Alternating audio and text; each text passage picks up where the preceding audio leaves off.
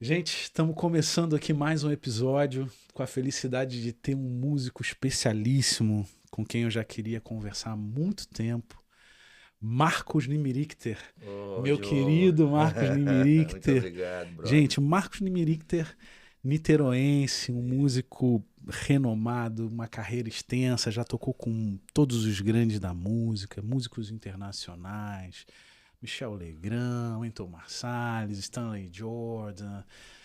Tem vários discos solos, contribuições diversas, um músico que tem uma atuação muito ampla na nossa música popular, desde o jazz, o erudito, leciona, enfim, é uma carreira extensa que a gente vai querer ter oportunidade agora de saber um pouquinho. Muito obrigado por você Poxa, ter vindo, eu Marcos. que agradeço, Diogo. Eu te conheço há pouquíssimo tempo, mas já admiro o seu trabalho no Pau Brasil Podcast, né? Já Sim. venho acompanhando e quando você me convidou, fiquei muito animado, fiquei super feliz porque eu vejo a admiração e a seriedade e a densidade, a profundidade mesmo do teu podcast. Parabéns, cara. Muito obrigado por abrilhantar aqui essa nossa modesta iniciativa. A gente começou muito modestamente, estamos criando aí, né, uma audiência interessada em boa música e estou tendo a sorte de contar com a generosidade de músicos tão competentes, tão brilhantes assim como você.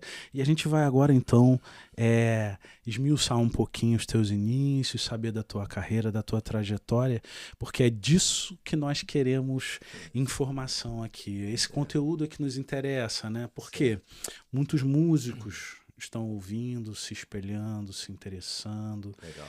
E isso pra gente é um conteúdo que vai incentivando as pessoas a consumirem a boa música, a entenderem mais do universo da música instrumental brasileira, né? E você é um dos pilares dessa nossa música, eu tenho uma admiração profunda por isto, né? Vamos começar então, Marcos. Você é niteroense, Sim. natural de Niterói. Há quem diga que eu sou gonçalense, mas não é Ô, verdade. rapaz, quase, hein? Quase, porque eu sou de Pô, São Gonçalo. você é de São Gonçalo, eu sou praticamente também, porque meu pai é de São Gonçalo, Você né? tem casa em São Eu tenho Gonçalo, casa em né? São Tem casa em São Gonçalo, minha mãe Gonçalo. mora em São Gonçalo, enfim, eu tenho muita ligação com São Gonçalo. Sim. Mas eu sou niteroense Uhum. e passei a minha vida, os primeiros 40 anos da minha vida morando em Niterói, Em Niterói, né? né? Que é uma É, cidade que eu amo, que eu adoro, meus avós paternos, a minha vida de adolescência, né? Os meus começos assim de vida também cultural se deram muito em Niterói, grandes amigos, né? Em São Gonçalo e Niterói, é, aquele trecho ali que a gente tá é só sempre. atravessar uma rua, né? Isso, exatamente. Mas vamos falar de música. Como é que a música chega pra você? Seus pais músicos? Não. Não, ninguém na família. Opa, Ninguém. como assim, cara? Ninguém. Eu conhecia a minha própria vontade de estudar música pela escola que eu estudava no Jardim de Infância. O IEPIC, Instituto Estadual Professor Ismael Coutinho, Sim, claro, ali Epic. no Ingá, meio centro de Niterói, ali Uhum. na rua Andrade Neves, Sim, né? conheci muito. Então, ali eu tive uma aula de música, não de piano, uma aula de música no jardim de infância. Eu tinha 4 anos. E aí, Como assim? A escola tinha um espaço para música, para aula de música, era exato, isso? exato. Eu tive uma aula de música ali e na aula, no local da aula, na sala de aula, tinha um piano. Então, não foi nem usado durante a aula, porque era uma musicalização para crianças, né? Uhum. Mas eu olhei o piano, ele estava com a tampa aberta, eu vi as teclas assim. Não me lembro, porque eu tinha 4 anos. Eu não Nossa. lembro se alguém tocou, se alguém não tocou. Mas eu lembro que eu cheguei em casa magnetizado pelo piano. O piano me tomou Você não assim. sabe dizer se o piano foi tocado, Não lembro, mas cara. aquele objeto já trouxe para O você objeto, o uma. objeto foi uma paixão assim. Era aula, o que eu consigo reter na memória, né? Aham. Um pouco da memória fotográfica daquele momento ali, de eu ver um instrumento, né? De eu estar vendo um instrumento e ao mesmo tempo fazendo música E eu cheguei em casa e falei, mãe, eu conheci um instrumento chamado piano, eu quero estudar piano, eu quero tocar piano. Como é que se chama sua mãe? Célia. Célia, dona Célia, tô mandando um beijo aqui do Pau Brasil Podcast. Seu pai já falecido. Faleceu, Jorge. Jorge, seu Jorge, então, que no céu esteja nos acompanhando. Bom, você chega para dona Célia e diz, mãe, ó, quero estudar piano. Não sabia nem falar direito. Exatamente. Quero um piano, quero um piano. Gente de infância. Aí ela regalou o olho, minha mãe tem um olhão assim, ela regalou o olho. Deve ter conversado com meu pai, não sei o quê. E para minha sorte, tinha uma escola de música no meu bairro. A Escola de Música Santa Cecília, que já não existe mais. Isso no Fonseca, No Fonseca. em Niterói. Na minha rua. Na minha rua. Tinha uma escola de música na minha rua. Que sorte, cara. Na Avenida 22 de Novembro. 22 de no novembro, Fonseca. claro. A escola era ali. Caramba. E aí, ela até mudou de endereço para o mesmo bairro. Ela foi para Alameda, depois voltou para lá. Sim. Enfim, ela era uma escola de bairro, né, particular. E meus pais resolveram aceder. Vamos lá. Gostaram da ideia. Fizeram os esforços deles, porque era particular, tinha que pagar. Sim, enfim. sim. E aí eu comecei a estudar lá, com 4 anos. E aí você já começa... Pô, porque uma criança de 4 anos estudando música, eu tô até pensando aqui, né? Como é que são esses inícios? Você já foi começando a ser introduzido à leitura, noções de figuras musicais, teoria? Exatamente, Diogo. Isso é surpreendente, assim, pensando nos dias de hoje, né? Até na minha geração mesmo, eu comparando com colegas e tal. Isso é um tipo de início bem particular, porque não tem nenhum músico na família. E na minha rua tinha uma escola, e essa escola era um conservatório, era uma escola particular, mas que seguia o padrão dos conservatórios ainda ao estilo europeu, né, no ensino da música clássica. Então, o ensino da leitura da partitura e da teoria musical e do solfejo musical, ou seja, você pegar uma partitura e cantar sem tocar nenhum instrumento, tudo isso eu vi com essa idade, com essa, né, 5, 6, 7, 8 anos, enfim. Eu fiz toda a formação básica numa escola baseada nos modelos clássicos europeus. Você consegue se lembrar um pouco disso, dessa época aí de início? Bastante. É uma memória, né, muito... Não, muito mas eu lembro... Você lembra disso? Lembro. Talvez lembre mais do que os últimos 10 anos. Porque isso é muito curioso, né, Marcos? Você ter uma formação assim tão sólida. Eu me lembro de um músico gonçalense, um querido amigo que eu vou deixar um grande abraço, seria até uma honra se eu pudesse um dia trazê-lo aqui, que é o Zé Canuto. Zé Canuto, se você estiver ouvindo a gente aqui, um abração para você, meu querido. Uma saudade grande das rodas de viola, dos bate-papos na casa do Edson. Você conheceu o Edson também, lá do Mutual. Beijão, Edson, Marcelo, Claudinha, Cláudia, todo mundo lá. E o Zé Canuto falou para mim que ficou muito impressionado ao te conhecer, porque justamente vocês chegaram, sentaram, botou a parte, e aí o Marcos Nimirichter fluentemente tocando piano como tivesse aí lendo um jornal. Cara, leitura, eu não lembro exatamente o ano que eu toquei com Canuto pela primeira vez, essa situação que você descreveu, mas deve ter sido já na adolescência, né? Deve ter sido lá pelos meus 14, 15 anos, assim. Nessa época, eu comecei com 4, pensa, 14, 15, eu já me achava, e era de fato, experiente, né? Afinal de contas, 10 anos, 11 anos, 12 anos, não são pouco tempo de estudo, né? E eu estudava com dedicação, com afinco. Né? E eu não tinha piano em casa, mas eu tinha na escola Santa Cecília uma colega que tinha piano em casa, morava perto, porque eu morava no mesmo bairro ali, pertinho, morava no Bairro Chique, não sei se você conhece. Claro, Bairro Chique, claro. Então, eu morava na 22 e ela no Bairro Chique. Só atravessar a Alameda. Então eu atravessava. E ela era um pouco mais velha que eu, ela estudava na escola normal, ela estudava à tarde e eu estudava de manhã, ou vice-versa, uma coisa assim. Então ela tinha um turno com um piano livre. Então a mãe dela cedeu, ofereceu. Cara, que coisa, Marcos. Para eu estudar. Porque eu era muito pequenininho, cara. Cara, Todo que mundo, coisa poxa, ele já isso, estuda né? piano.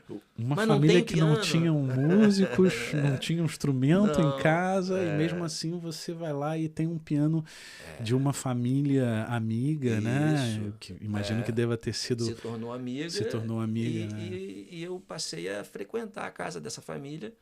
E nem a minha mãe nem meu pai podiam me levar, porque eles trabalhavam fora, os dois. Então eu lembro que a gente tinha uma pessoa que cuidava de mim, da minha irmã, tipo uma. Não era babá, porque com 4, 5 anos já não é mais babá, mas ela que tomava conta da Sim, gente para os meus pais poderem trabalhar, a Magali. Então a Magali me levava para casa da tia Jussara, que é essa do piano, sim. todo dia de manhã, e eu estudava à tarde, eu acho que era isso. Então eu tinha, é óbvio que eu não tinha muito tempo, e também não vou dizer que com 4, 5, 6, 7, eu também tivesse concentração para estudar mais do que 2 horas, 1 hora. Acho que era 1 hora que eu estudava por dia. Mas Mas era de segunda a sexta. para uma criança tão novinha assim, ávida de informações, Isso. né? Foi um período Exato. extremamente frutífero para você, Exato, né, e eu era cara? muito disciplinado nessa época, sabe? A minha mãe me deu isso, assim. Ela Ah, quer estudar? Então vai estudar direito. Não vai estudar mal estudado, não. Entendeu? Então eu fazia questão de, poxa, de fazer bem feito o negócio. No seu sentido, no seu sentimento, aquilo era prazeroso para Era, você? era. Era porque era um mundo novo. Era um mundo que eu não tinha nenhuma ideia. Eu estava começando a travar contato com aquele mundo. Eu falo mundo, mas é um universo. Na verdade, são muitos universos, São né? muitos universos, né, São cara? muitos. A música é no singular, mas na verdade é no plural, As assim. músicas, né? As músicas de músicas. todos os tempos, de todas as culturas. Imagina aí no Brasil, né, você se formando aí no início dos anos 80, final dos 70, 80, com toda essa informação de rádio que a gente tinha, né? Uma efervescência musical, o Brasil passando por um momento aí de abertura política e toda essa efervescência quando você está conseguindo ter ali os seus cimentos que vão te introduzir para ir por esse caminho de uma música popular bem rica, né? A música popular veio depois. Os primeiros 10 anos foram praticamente só música clássica. Foi só o erudito? Foi. Então você tem toda aquela formação pianística clássica, Sim. dos estudos de Schubert, os cânones, né, Exatamente. do piano clássico. Começando pelos estudos de técnica pura, né? Anon, Czerny. Caramba! Nossa!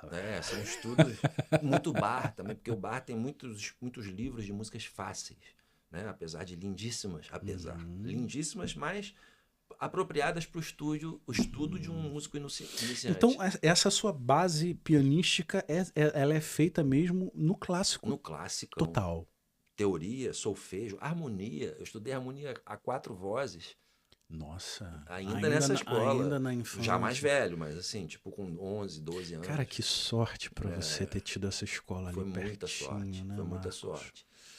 Não era uma escola, assim, agora vendo pelo lado do que faltou, assim, pensando em carreira agora, falando de carreira.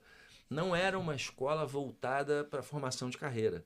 Era uma escola de bairro voltada para músicos que quisessem tocar né? diletantemente, como amadores. Né? Não tinha assim nenhum professor profissional ou então graduado na Europa. Não era isso, entendeu? Mas a diretora era muito séria. A diretora da escola, Dona Yolanda. Dona Yolanda, ela era muito séria. De origem libanesa, se não me engano. Ela inspirava os alunos a serem, sabe, e muito carinhosa ao mesmo tempo. Então ela inspirava os alunos a serem corretos e tal, a se dedicarem, né? E tinha as aulas coletivas também, como teoria, solfejo. Então não era só aquela coisa, entendeu? Porque o pianista, o Diogo, ele tem um problema de origem, que é o fato dele tocar a maior parte do tempo sozinho. Isso é um problema, cara. Essa coisa do estudo solitário, né? Quase sempre afeta a maioria dos músicos aí que precisam passar horas estudando seu instrumento, né? Mas o pianista, o repertório, pelo menos o clássico, ele é feito para o piano solo. Sim. Tem uma grande literatura, sim, né? Sim, então, assim, isso vamos dizer assim, me trouxe um outro mundo que me blindava um pouco do mundo externo, você entende? Preenchia, né? Preenchia, me trazia, quase que me tirava o ouvido para o que estava acontecendo lá de fora. O meu ouvido era o que estava acontecendo na partitura. Nem a gravação tinha. Você falou do rádio, Sim. mas não tinha também o hábito ainda, de ouvir rádio lá em então, casa. essa tua musicalização, entendendo os códigos da pauta Isso. e da leitura, ela já era música mesmo para você, né? Música, Mozart, Beethoven. Que doideira, hein? Bach, como eu já falei. Que formação intensa. Canto coral. Né? Canto coral. Canto coral. Aquelas coisas todas do clássico. Harmonia, né? E tal. Bom, Dona Jussara lhe emprestava ali o piano para você poder...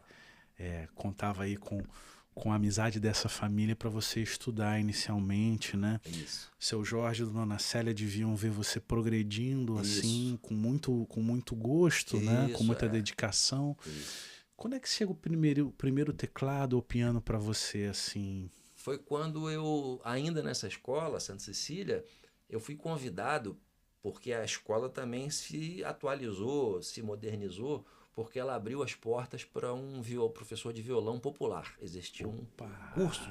Era o único instrumento que tinha popular, era o violão. O resto só tinha clássico. Mas aí o violão... Aí o professor de violão popular... e tinha as apresentações de final de ano, como toda escola costuma ter, né? Escola de música. Sim. No final do ano, lá para novembro, dezembro, recital dos alunos. Clássico recital. Dos mais iniciantes, aí terminava com os mais avançados. Né?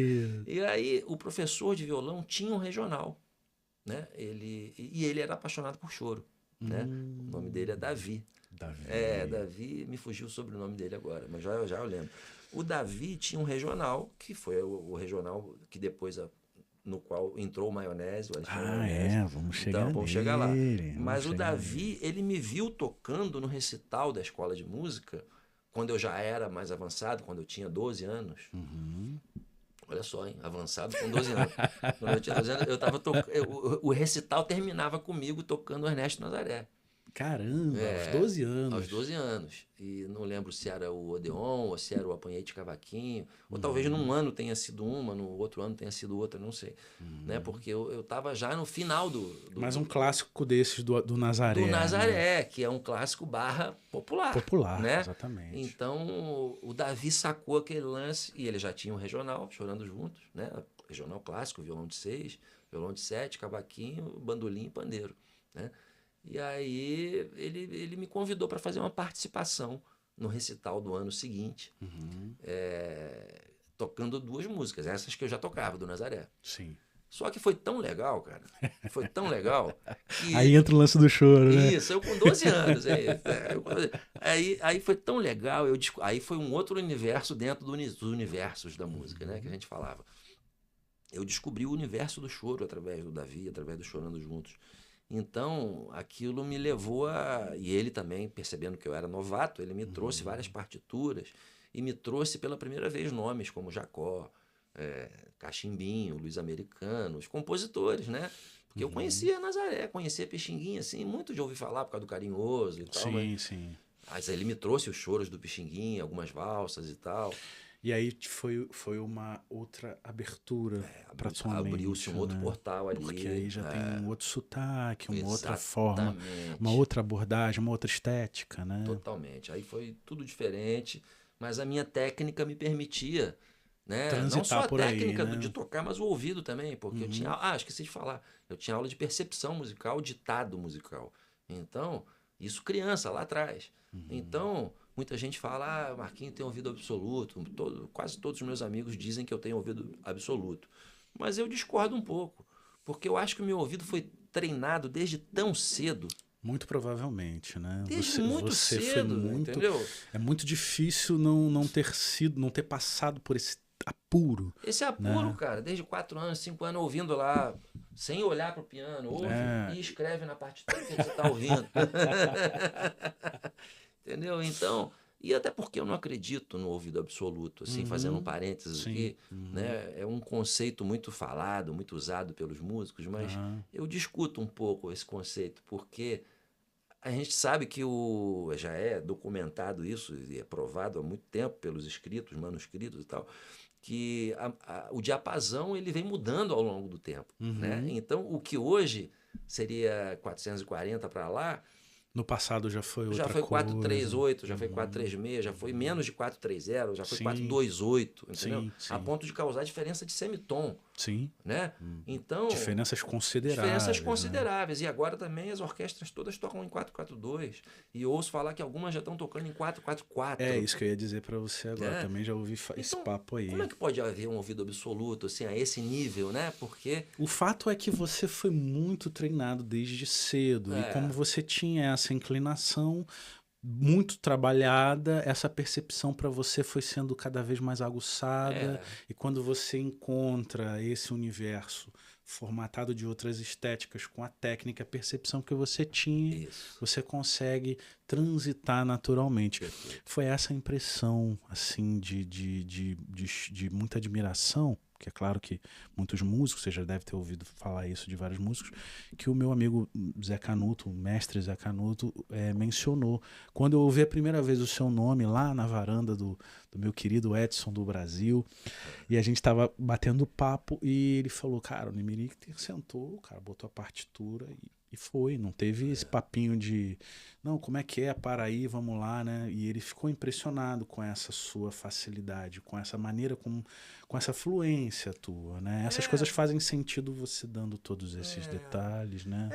E as pessoas da escola, do conservatório lá da escola, elas não tiveram, eu não lembro de nenhuma que tenha tido essa oportunidade que eu tive de entrar para um regional. E depois eu me interessei pelos grupos de baile. Um outro amigo meu que também era da escola, mais velho que eu, Marcos também, meu xará, ele percebeu essa minha facilidade, essa que você acabou de citar, só que ele percebeu também que eu poderia começar a ganhar um dinheirinho. Opa!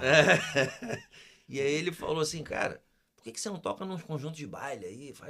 Tem um monte de conjunto de baile. Naquela época tinha, nos anos 80, né? Muito. Lá por 84, 85, assim, 86. Pô, ali em Niterói, em São Gonçalo, tinha vários. Eu passava ali na frente da rodoviária de Niterói, aquela casa que tinha em frente, acho que era Clube Líbano, Fluminense, Líbano, alguma coisa. Não existe mais como clube, mas era um clube muito atuante, tinha bailes lá todo final de semana, e eu via lá painel de controle, as bandas, né? As bandas, placa luminosa, não sei o quê, super, não sei o quê, tinha um monte de bandas, né? E botavam umas faixas assim, tava em voga, né? Os conjuntos de baile na época, né? E aí eu entrei para um conjunto de baile, logo depois do Chorando Juntos, que era esse regional. Então, já que você entrou por esse caminho, eu tinha uma curiosidade muito grande de saber isso, né? Quando eu comecei esse espaço aqui, eu comecei com a intenção de falar de música e de música para dança. Porque durante muito tempo eu dancei dança de salão, ainda danço, hoje estou fora de forma, a pandemia, a vida, a paternidade. Você tem filhos, Marcos? 3 filhos. Qual é o nome dos seus filhos? Ana Clara, minha filha mais velha. Gael, o do meio, e o caçula é o Romeu. Então, e tem 2 netos. Já é vovô. Um beijão para a família aqui dos filhos e netos do meu querido Marcos Nemiric. Então, um beijão pro meu filho Noé. O pai te ama, meu filho. E assim, eu tô um pouco afastado, né? Mas os meus grandes amigos, as pessoas mais próximas, assim, são todos da dança de salão, né? E como eu sempre fui muito curioso com a música, eu sempre fiquei muito interessado em saber como é que o músico sente tocar para o baile, para a dança em si, sentir a energia que vem dos dançarinos, sentindo a música e devolvendo aquilo, né, nas evoluções, nos movimentos e tudo mais. Você sentia isso assim com prazer de tocar pro baile? Como é que é isso? Foi um grande prazer quando eu comecei, até pela novidade da coisa, né?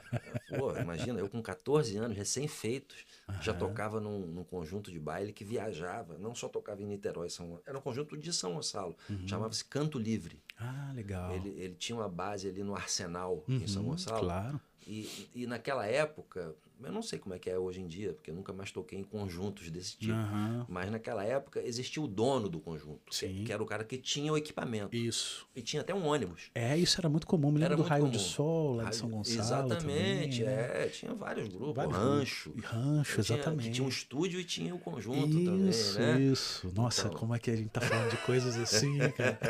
Bem-vindo, né? Bem-vindo.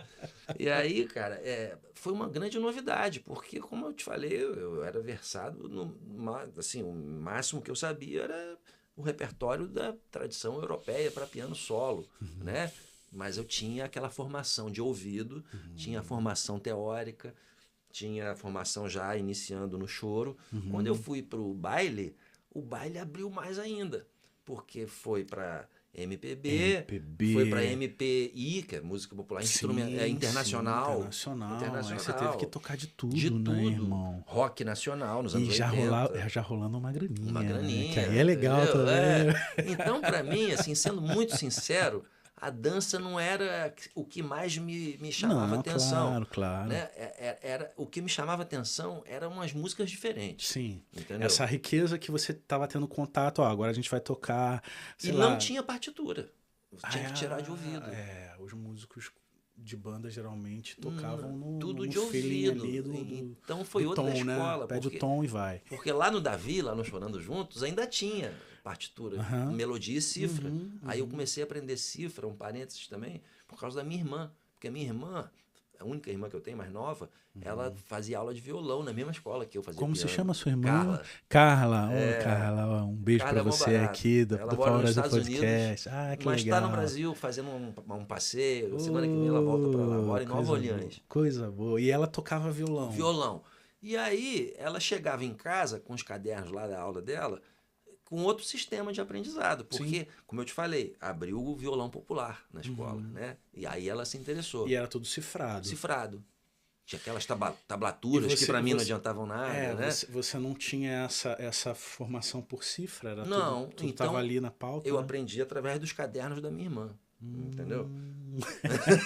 E isso já te serviu ali para tocar no baile. Regional e pro baile, exatamente, para os dois. Cara, que barato isso. Porque na escola de música não tinha cifra, a não ser nas aulas de violão popular. Sim. Né? Sim. Então eu aprendi a me virar, mas no canto livre eu tinha que tirar tudo de ouvido. E não era fácil, pelo menos não era o sistema deles, que cada um tirasse a sua parte em casa, porque não era tão fácil assim. Às vezes o músico não tinha um player em casa.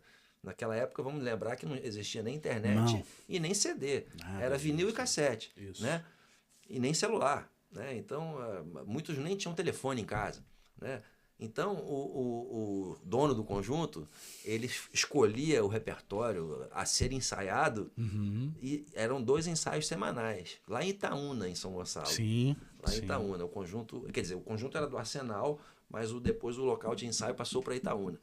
Aí a gente ensaiava às terças e quartas à noite, tipo de 7 às 10 da noite, alguma coisa assim. E a gente ouvia todo mundo junto. E as coisas se resolviam ali no ensaio. Ele botava fita para a parada tocar. acontecia ali. Ele botava fita para tocar, ele era o guitarrista base. O dono do conjunto era o guitarrista Betinho, guitarrista base. Aí tinha um guitarrista solo, tinha um baixista, tinha um baterista e tinha eu de teclado. E não era piano, era teclado. Foi meu primeiro contato com sintetizadores. Caramba! Foi ali. Porque até agora você estava no clássico, né? No clássico e no piano de Nazaré. E tocando piano nos choros de Pixinguinha, de Jacó e tal. Sim. Ali eu tava tocando, sei lá, George Michael. Tava tocando... George Benson. Aí, cara... Kid de Abelha. Nossa, que cara que você tomou assim, né, cara? O baile te botou pro... Me botou para outro lugar, entendeu? Aí tinha 2 teclados, um em cima e um embaixo, assim, ó.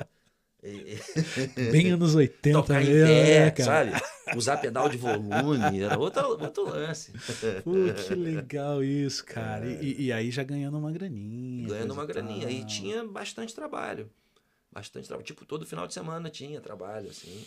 pagava-se mal. Sim, não era um sim, conjunto sim. famoso, É. assim, nacionalmente. Eram bandas de baile, assim, né? Municipais, estavam ali Isso. atuando, mas era um emprego para os músicos e dava Sim. uma cancha muito A grande para o cancha que foi o músico, né, maior ganho cara? que eu tive. Foi a Pois é, cancha. pois é. Vamos voltar um pouquinho lá no Chorando Juntos, porque eu tive a oportunidade de conversar com o meu querido Alexandre Maionese. Alexandre Maionese, cara, muito obrigado pela tua gentileza. Ele veio gravar comigo, a gente gravou um programa, tivemos um pequeno problema.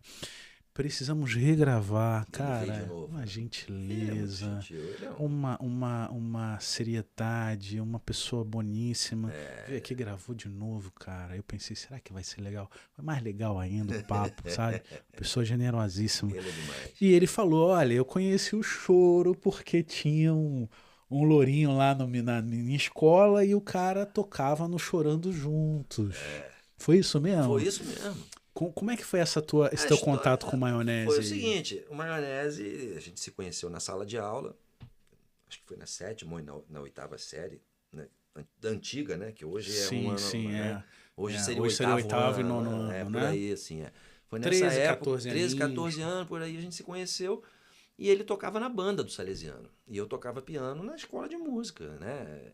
E nessa época, com 12 anos, eu ganhei meu primeiro piano. Aí, finalmente, meus pais falaram, Opa! não vai ter volta, né? Agora ele vai tocar mesmo. Ele vai tocar mesmo. Em casa, tá Depois, estudando. depois que o Davi lá me chamou pro Chorando Juntos, que eu tinha que fazer uma apresentação, e que foi meu primeiro cachê, né? Pô, que Porque legal. depois que a gente fez da escola, que eu te contei, teve a apresentação do grupo. E aí Do ele me Chorando chamou Juntos. para integrar o grupo mesmo, para ser o pianista do grupo. E a gente ganhava a bilheteria e foi meu primeiro cachê, com 13 anos, né? Então, os meus pais, eu acho que só ali, ou talvez realmente aquilo ali exigia que eu tivesse um piano, porque a gente precisava ensaiar. E eles não tinham piano, não tinha onde ensaiar. Só podia ensaiar na minha casa, entendeu? Não tinha como levar o piano pra tudo. Eu nem tinha piano também. Então, quer dizer, ou eu teria um piano ou eu ia perder aquela oportunidade. Sim. Os seus pais, então, se esforçam pra te dar um piano. Me dar um piano usado, né? Compraram e tal. Veio lá de Juiz de Fora, um piano. E aí, o fato de ter um piano em casa foi um marco também. Um marco, assim, no sentido de eu, pela primeira vez, conseguir tocar no tempo que eu queria. Poder estudar com mais liberdade. Liberdade e a transcrever músicas que tocavam no rádio e já com o vinil, primeiro vinil chegando, porque eles não tinham nem aparelho de vinil, cara, não tinha esse negócio de ouvir música. É muito engraçado isso, né? A gente tá acostumado a ver casos de músicos assim que tem uma desenvoltura muito rápida, porque desde cedo estão num ambiente muito musical, estudando, mas geralmente os pais são músicos. Isso. No teu caso, não. Você... Não. Além deles não serem músicos, eles não ouviam música em casa. Olha que loucura, né, irmão? Então eu comecei a tirar música quando eu ganhei meu primeiro vinil. Aparelho num Natal desse, assim. E aí como é que rolava? Você transcrevia o que você estava ouvindo, passava para pauta, para cifra, para você poder... Eu pegava de ouvido e tentava copiar na partitura, né? E aí tinha que pegar, né, o braço do toca-disco, voltava. Cara. Lembra disso, não? Aí deixava assim, sei lá, 4 compassos, 8 compassos de música, memorizava e escrevia. Exatamente. Né? Quantas vezes eu voltei aquela fitinha. A fita cassete. Primeiro foi o braço. Aí depois, opa, na fita é mais fácil. Mais fácil. A gente fazia, né? Vai pra frente, vai pra trás. Estraguei um monte de... Foi assim, cara. E aí, você trabalhando com essa estética do choro, a coisa do piano clássico e a coisa do baile, isso tudo tá acontecendo meio que simultaneamente, porque eu imagino que você continua ainda estudando um pouco de clássico. Isso. Não, eu não tinha saído da escola ainda. Eu ainda estava na escola com 14 anos, foi meu último ano nessa escola. Né? Eu me formei lá, vamos dizer, era um curso técnico. Me formei no curso técnico. E tinha aquela coisa, primeiro, segundo, terceiro, né? Isso, cheguei até o final, fui ao termo, fui até o final. E aí foi chegando também o segundo grau na escola, o científico, né? Segundo grau. O Maionese, o Chorando Juntos, o grupo de baile e a proximidade do vestibular, né? Se avizinhava, era ali 3 anos para eu... E agora? O que eu vou ser quando crescer? Eu já estava sendo, né? Eu já me achava crescido e sendo, porque eu já tinha 2 conjuntos e fora os convites que começaram a pintar para acompanhar cantores de Niterói. Tá, então vamos só voltar um pouquinho nisso, porque eu tenho uma preocupação grande com isso. Tem muitos músicos que me procuram em privado, quando eu posto os cortes aqui e tudo mais, elogiam o trabalho. E assim, rolou pra você em algum momento alguma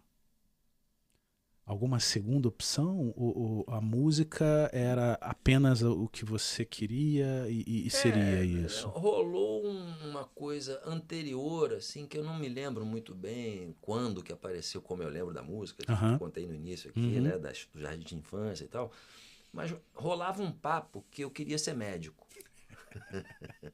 Rolava um, né, eu lembro que eu queria ser médico. Aham. Mas eu lembro que eu queria sem saber o que era ser médico. Eu só falava porque naturalmente eu devia ouvir, né, que medicina era uma carreira legal, né? Não sei quem me sugeriu. Porque, na verdade, até hoje, né, tirando a parte da informática que está, né, tá em voga aí das comunicações, internet, tudo isso, né? Mas as profissões mais confiáveis, pelo menos da nossa cultura nos últimos 50 anos, sei lá, ou mais, é medicina, engenharia e advocacia, né? É o que se espera de um filho, né? Pelo menos na Sim. minha época. Então Uhum. eu não sei de onde veio essa história de eu dizer que queria ser médico. Mas Mas isso foi foi um só flerte isso. Foi um breve, né? flerte. Não, Foi um cê- flerte que alguém falou pra mim, quando eu você viu, comprei. você já Aí eu foi. falei, não tem a menor condição. A dúvida que houve, ficou na época da faculdade, foi se valia a pena fazer faculdade ou não. Porque eu já estava muito engajado no trabalho, Profissionalmente você já estava enredado, assim, muito né? enredado. Eu tinha dos 15 aos 17 anos, eu entrei na faculdade com 17. Então, dos 15, vou dizendo dos 14, que foi quando eu comecei no baile, aos 17, surgiram muitos cantores desses que estavam iniciando na música e alguns já famosos, como em Niterói o Marcos Sabino, Sabino, claro. o Cláudio Zoli e o Dalto. Só fera, hein? Você É, falou 3 nomes aí que são né? E eles estavam feríssimos, estourados. né? Estourados. Quer dizer, até hoje, Sabino, Reluz, né? Aquela coisa Reluz do era um sucesso sucesso nacional, nacional. né? O Dalto lançando uma atrás Uma da atrás da outra, né? O outra. Dalto é uma usina de composições. O Exatamente. Zoli fazendo aquelas coisas todas O Zolit já lindas, estava né? estourado com Noite do Prazer, que Noite era do do Grupo Brilho, Prazer, né? trocando de biquíni sem parar. Exato, exato. E depois ele se lançou em carreira solo, Sim. né? E eu entrei para a banda dele, eu já tinha 18 anos.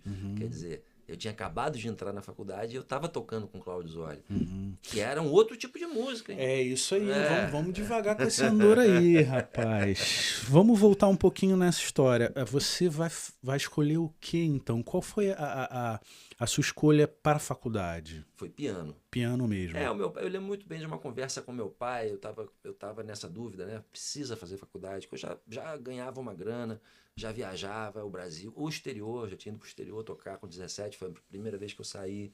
Então, assim, eu tava começando e vendo que o que me trazia dinheiro e trabalho e convites não tinha nada a ver com a faculdade, Uhum. com nada né, ligado à música clássica, vamos dizer assim. Sim. E aí eu cogitei, poxa, pai, será que eu preciso mesmo fazer faculdade? Porque eu não conheço ninguém que seja que faça faculdade ou que tenha feito e que esteja no mercado. Precisasse disso Para dessa estar no ferramenta para estar mercado. no mercado, né? E era um fato, era um Uhum. fato. Mas aí o meu pai, eu ouvi o meu pai, ele falou assim, cara, pode ser, mas faz. Porque quem sabe lá na frente você vai precisar. Você pode não precisar agora, mas quando você for mais velho, talvez possa ser importante para você. Pô, que bacana, seu Bacana, né? Jorge ter dado É, essa dica, né? ele Tipo deu, assim, filho, eu sei que você tá ganhando uma grana, é, tudo indica que você já vai por é, esse caminho, mas pô, não custa nada ter essa carta aí, né?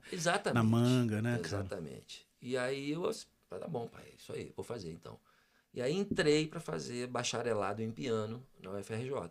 E você conseguiu lidar com essa coisa das viagens, da música, Foi muito tocar? difícil, Pesado, né? tanto que eu levei o dobro do tempo previsto para concluir o curso. Pô, imagina, cara, fazendo temporada com não sei quem, viagem pra Exato, não sei pra onde, vai tocar. exato. O curso de piano, na época, o bacharelado, eu acho que ainda hoje, não sei, era previsto para conclusão em 4 anos. E eu concluí em 8.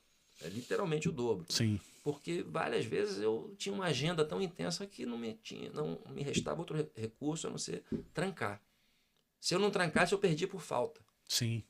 Então você tinha que estar sempre ligado nisso fazendo aí. essas pausas para poder cumprir os prazos e não ser, não perder a sua vaga na universidade. Não perder por né? falta, não ser reprovado, entendeu? Bom, você falou em Cláudio Zoli, você falou em Dalto, você falou em Marcos Sabino, todos grandes ídolos meus da música, legal. né?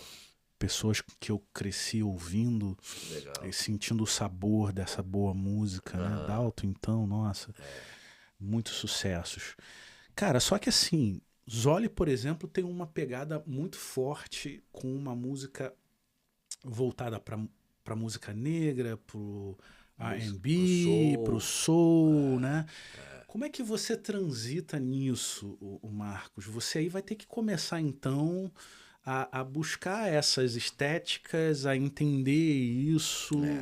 Como é que funciona isso para você? Quero chegar nessa coisa do jazz, nessa coisa do improviso, porque você notadamente é um músico que tem como característica esse trabalho que flui por essa música universal, pela coisa jazzística e tudo mais.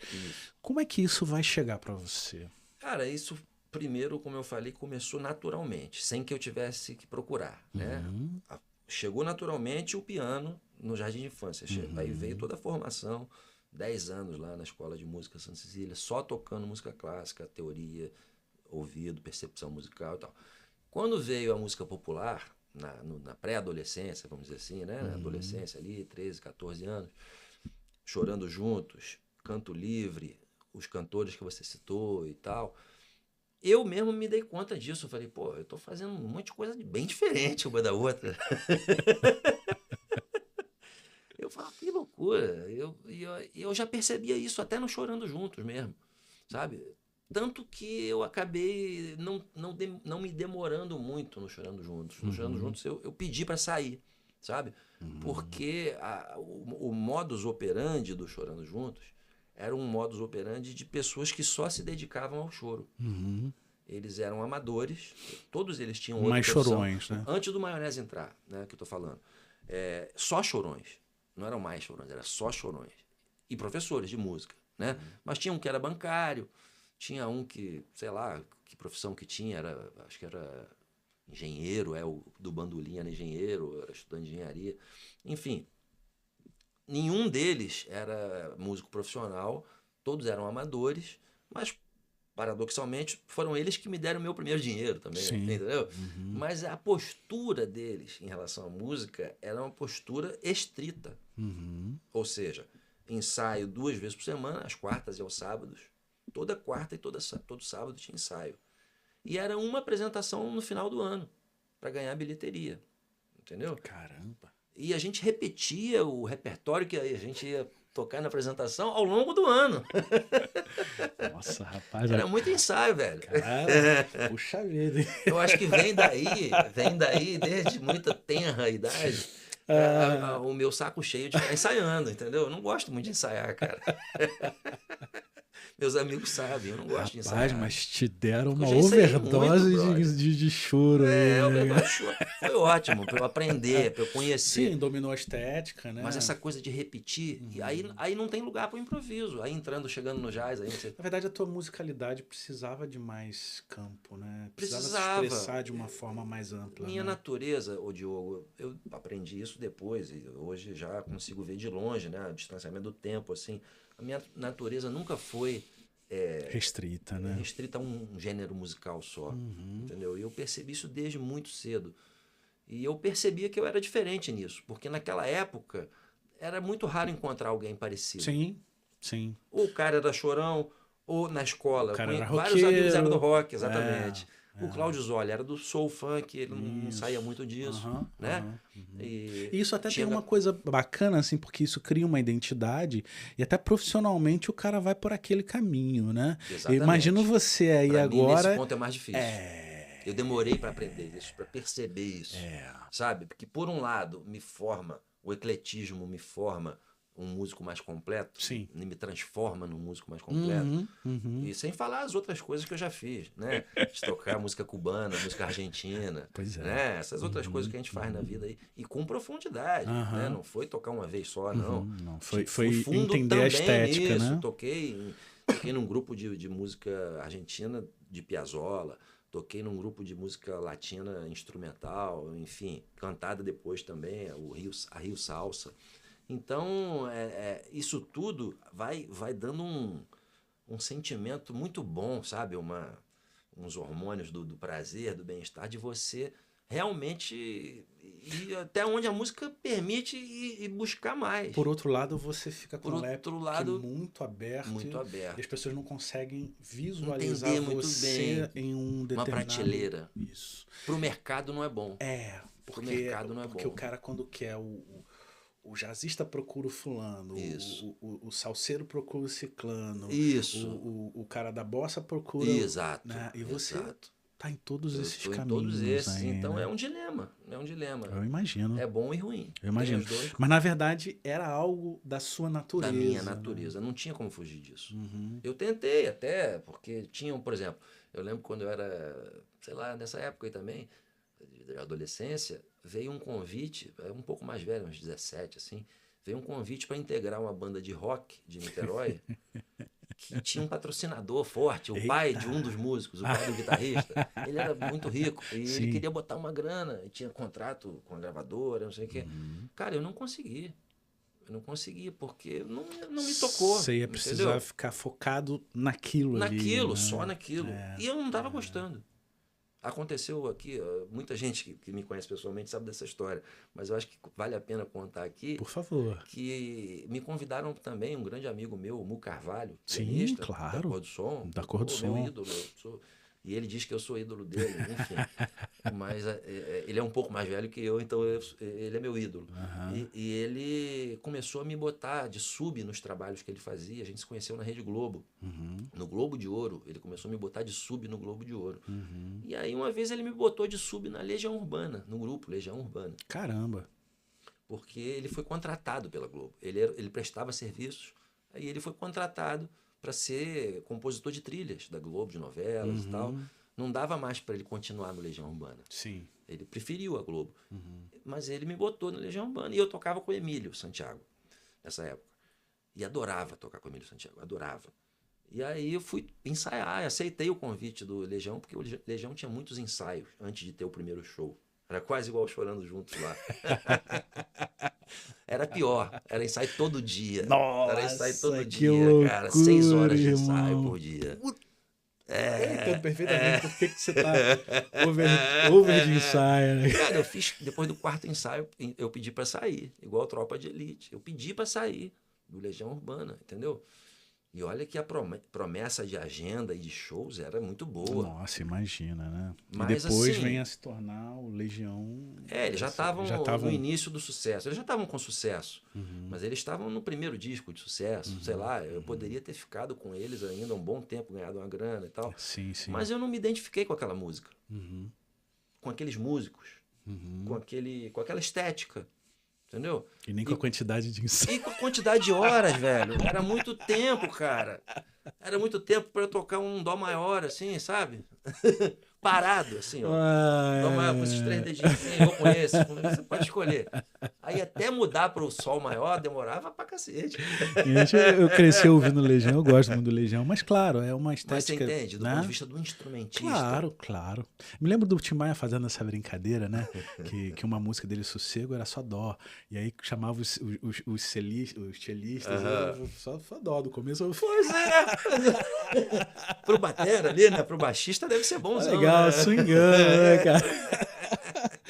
Mas enfim, essa coisa, né, Marcos, da gente se conhecendo e se respeitando, né?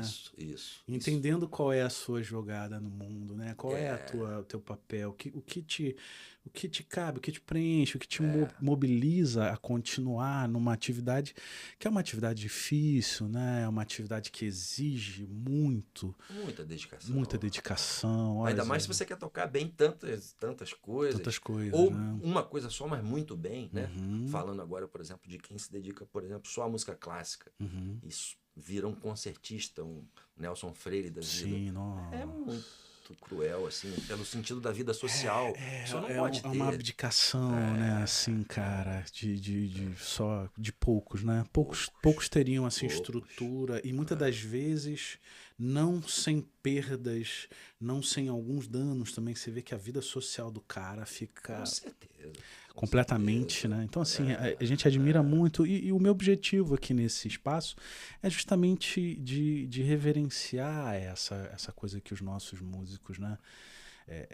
Seja eles de quaisquer áreas, que tem essa disposição de entregar a sua vida, dedicar a sua vida, tanto tempo da sua vida para fazer boa música, né? Para se dedicarem com afinco a esse labor tão grande. Mas eu quero chegar num outro momento. Você já está me dando aí as dicas de que você foi um músico sempre que se rebelou contra essa coisa de uma única estética, de um único foco.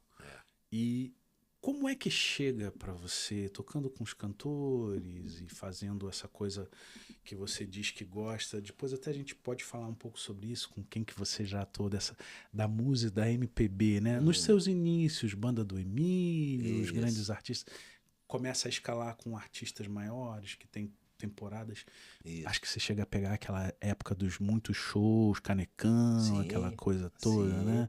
Toquei Dava muitas para vezes ganhar uma lá. graninha legal. Foi a época que eu ganhei mais dinheiro, assim, sendo muito sincero, porque naquela época, anos 90, final dos anos 80 e anos 90 e anos 2000 também, existia isso. Não que não exista hoje, mas os artistas com quem eu toquei na época, o Canecão, por exemplo, tinha 4 semanas de temporada, aí a gente ia pro Palace, com o Emílio eu fazia isso, ficava Palace em São Paulo, ficava mais 4 semanas, né?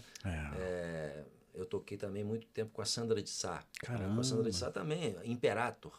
Temporada Imperator direto, né? né? Foi uma fase muito boa, assim, pros músicos nessa época, e né? eu era cara? muito jovem também, então tinha bastante energia e tinha uma produção grande também, isso faz toda a diferença. Para buscar os instrumentos, eu era tecladista, não era pianista mais, né? Nesses trabalhos de acompanhar cantora, e eram sempre 2 teclados. Um embaixo para fazer o piano, ou piano elétrico, e o de cima para fazer os complementos, os sons de sintetizador, Sim. né? Seja de pads, de efeitos, de cordas, de teclado. Os efeitos e tal. ficavam para um e o piano geralmente ficava Isso pra quando outro. não tinham 2 tecladistas, né? Ainda tem A banda essa. do Emílio tinha 2 tecladistas a maior parte do tempo. Mas depois, pela contingência, pelo momento e tal, reduzia para um só. Mas mesmo assim, o tempo todo, mesmo quando tinha 2, eram 2 teclados, assim, sabe? Então, existia uma produção, como ainda existe em muitos trabalhos, de que você não tem que carregar o seu instrumento. Passa uma Kombi, passa uma van, passa um caminhão, sei lá, na tua casa. É diferente, né, cara? E pega as tuas coisas, porque tem amplificador, tem estante, tem não sei o que, tem bolsa de cabo, tem não sei o que. Na minha época não tinha laptop, então era aquele hack de cérebros de teclado, né? Que doideira, né, cara? Então era o show. E as casas lotando, né, lotando, cara? As casas lotando. E viagem para lotando. fora do Brasil, viagem para o Brasil inteiro. Eu conheci o Brasil inteiro viajando com o Emílio. Toquei com a Elza Soares muito tempo também. Que bacana. Fomos para Inglaterra tocar, foi demais. Olha, que legal. Daqui a Bom, pouco, Elza.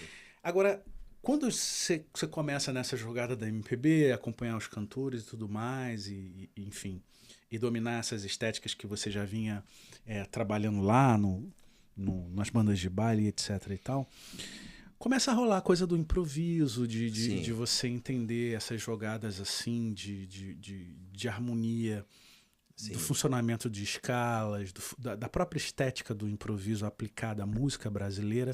Mas você vai fazer um estudo do jazz? Como é que acontece essa sua entrada para o jazz? Porque eu percebo que é uma base muito forte para os músicos, né? Que bom que você perguntou isso, Diogo, porque realmente foi um outro universo que se abriu quando eu conheci o Sérgio Benevenuto. Sérgio Benevenuto, professor de harmonia. Professor de harmonia. Ele é muito mais que isso, mas para mim ele é o professor de harmonia. Ele Então... foi o cara que me ensinou a harmonia funcional. Ah, legal. Entendeu? E ele não só entende muito de harmonia funcional, como ele é um excelente professor. Ele explica com muita didática, beleza. Né? É bonito ver ele explicando, entendeu? Então, quando eu, lá nos meus 15 anos ainda, tocando ali no ambiente do bairro ali de Niterói, do Fonseca, ali, chorando juntos e tal, com um amigo que chegava, com outro que chegava e tal, alguém falou do Sérgio Benevenuto. Chegou um cara aí que se formou na Berklee School de Boston, né? E que está disposto a abrir uma turma, se tiver número suficiente de alunos, para ensinar harmonia funcional. Pô, que baita ao oportunidade, estilo hein? jazzístico, ao estilo Sim. de Berklee. Ele tinha acabado de chegar com essas informações. Com essas informações. Isso lá por 85, 86, por aí assim. Né? E aí, poxa, eu falei, tô nessa. Até então eu não conhecia nada de jazz, nem sabia, só sabia que ele tinha vindo dos Estados Unidos. Né? Mas não conhecia o jazz, os músicos, os discos, não conhecia. Nem a estética em si. Não conhecia. O máximo que eu conhecia era aquelas big bands de Ray Conniff, sabe? Burt Bacharach, uma coisa mais popular. Assim, foram muito populares, 70, 80, né? Que era o swing, né? Um pouco do swing, assim. Tinha Tabajara, que trazia isso para um vocabulário brasileiro, mas que também tocava, né? Caramba! New York, essas coisas. Mas não, a linguagem do Sérgio não era exatamente essa. O Sérgio, com a primeira turma que ele formou, que eu participei, que era uma turma de, se não me engano, 5 pessoas, porque era um carro que saía de Niterói, que a gente rachava a gasolina. Todo mundo garoto, né? Todo mundo sem grana, ou com pouca grana. A gente rachava a gasolina. Um deles já tinha mais de 18 e dirigia o carro da mãe, do pai. E a gente ia lá para Copacabana, cara, saía de Niterói. E os 5, cada um dava, sei lá, R$10, R$5, não sei. E botava o dinheiro para ir, para voltar. E a turma era de 5. E o Sérgio abriu um universo para mim. Não só, olha que interessante isso, de entender o que eu já fazia. Porque, por mais que eu tivesse estudado teoria e harmonia na escola Santa Cecília, não era a funcional, a harmonia funcional. Era a harmonia tradicional, a 4 vozes, né? Sim. Eu conhecia os graus, tônica, subtônica, né? As escalas. Mas as relações eram... Mas as relações eu não conhecia. Os empréstimos de outras tonalidades, né? Acordes que você traz de outros lugares e tal. Perfeito. Escalas artificiais. Como que você chega na construção daquela melodia que você ouve num disco, mas que tem uma nota que não pertence ao tom, e por que ela está ali? Por que foi feito aquele empréstimo? Exatamente. Ali, né? Isso foi o Sérgio que me ensinou tudo. Que legal, cara. Né? Nesse sentido. E aí você tava com quantos aninhos? Foi na segunda metade da década de 80, foi 16 anos. Ainda bem 15, jovem. 16, No máximo até 17. Pô, que bacana. Obrigado, Sérgio Benevenuto, né? E ele formou uma galera, hein? Sim, uma galera. O Canuto também estudou com ele, estudou né? Ele, se não me engano. O Canuto, o Arthur Maia, Heitor TT, um monte de gente. Fernando Caneca, que tocava lá na Neon, no cantinho instrumental. Ou seja, essa galera toda bebe dessas informações que vem de um berço do jazz, um berço do americano, e traz para vocês com legitimidade o conhecimento da harmonia funcional. E além do conhecimento, ele trazia também umas fitas cassete que ele dava pra gente copiar, pra gente ouvir em casa, entendeu? Coisa que na escola de música não tinha. Eu fico imaginando você consumindo aquilo no seu quarto e começando a entender aquelas coisas todas. Aquele juruninha, né? Vai, volta, vai. Caraca, eu lembro a primeira vez que eu ouvi o Miles Davis. Nossa. Eu lembro a primeira vez, cara. Eu falei, caraca, esse cara toca meio mal. Paradão numa nota só aí. Não é isso. Tinha uns barulhos, né? O Miles, ele não se importava com isso, né? Com som, né? Pelo contrário, fazia parte da linguagem dele, né? Mas eu estava acostumado com Mozart, com Beethoven, que você não podia esbarrar em uma nota, tudo perfeito, né? Acabamento, né? Acabamento, né? E tudo escrito. Aí eu escutava o Miles, aquele... Falei, pô, esse cara aí, ele tá meio asfrando. Mas demorou um pouquinho. Aí quando eu fui, assim, aos poucos, ouvindo e tal, aí depois Charlie Parker e tal. Você foi começando a entender que aquela sujeira tinha um sentido dentro daquela estética, né? E aí quando eu ouvi o Bill Evans, cara, aí foi barra pesada, porque o Bill Evans, ele raramente tocava sujo. Ele tinha uma técnica muito limpa. Impressionante. Muito limpa. Era difícil ele esbarrar numa, tipo, dedo gordo, que a gente chama no piano, né? Que é você tocar numa tecla e dar uma esbarradinha na vizinha, né? Ele era quase realmente nunca tinha. muito né? limpo. Muito né? limpo. E dava para ver que ele tinha um lirismo no piano que eu não sabia de onde vinha, mas que me remetia um pouco à música clássica, romântica, lá de Chopin, de Debussy, já moderna. Certamente essa galera teve essa base também. Depois eu vim a saber que ele, óbvio que ele estudava. Os pianistas que não passam por isso dificilmente tem esse tipo de linguagem. Não que não possam passar por isso, mas eu digo, a linguagem que você aprende estudando esses compositores para piano clássico e romântico, clássico eu falo de toda... São muito importantes, né, para a técnica em si. E para a linguagem também. Né? Então o Bill tinha essa linguagem, só que dentro da música norte-americana. Né? E aí eu falei, caraca, agora me pegou, entendeu? Porque o piano sendo tocado daquela maneira e com improvisos longos, porque aí onde você estava falando, sua pergunta, né, sobre o papel do improviso, como é que chegou a minha percepção de que eu gostava de improvisar e tal, foi através não só do Bill, mas dessas caras todos da fita, que ele tinha vários outros, tinha guitarristas também, o Jim Hall, entendeu? Eu achava lindo, cara, o Joe Pass. Joe Pass, acorde de guitarra, né? Acorde de guitarra. Caraca, eu nunca tinha ouvido aquilo na vida, né? E Lenny Tristano. E todos aqueles standards americanos em si, né, conhecer cara? os standards. Aquela melodia americana. A canção norte-americana e o cuidado dos músicos, né, com aquilo é uma beleza incrível. O Real Book foi uma grande escola para mim. Pois é, eu ia entrar nesse assunto, né? Quase todo mundo vai ter que passar por isso aí, né? Quando vai pro caminho do jazz. Se quiser ir para esse universo, vai passar pelo Real Book ali, né? O Real Book, ele é para quem não conhece, ele é um livrão assim. Meio piratão, né? Que o pessoal de lá, naquela época lá, dos anos 70, 80, sei lá, pelo menos foi quando chegou até mim, compilavam, né? Eram uns aficionados por música que compilavam aquele material, né? Geralmente em ordem alfabética, mas passando pelos grandes, ou pela seleção deles lá, tanto que tem vários volumes, tem o volume 1, 2, 3, mas ele não era de nenhuma editora. No máximo você conseguiu uma Xerox. Entendeu? E aí tem muitos erros também. Mas o que ele tinha de legal? Ele tinha a música escrita com a melodia e a cifra, que era uma cifra um pouco diferente da brasileira, um estilo diferente. Porque, por exemplo, um Mi menor, vamos falar de um acorde Mi menor. No Brasil se escreve, se você for seguir o modelo brasileiro, a letra E de Mi e o M minúsculo. Isso. No Real Book o menor é um tracinho, é menos. Verdade, É o sinal matemático de menos. Isso. Acorde com sétima maior. Aqui no Brasil, com o Sérgio Benevenuto, eu aprendi 7, M maiúsculo. Isso. No Real Book é major, M-A-J.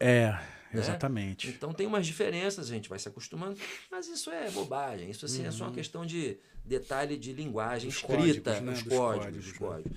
Mas o legal mesmo é ouvir os discos.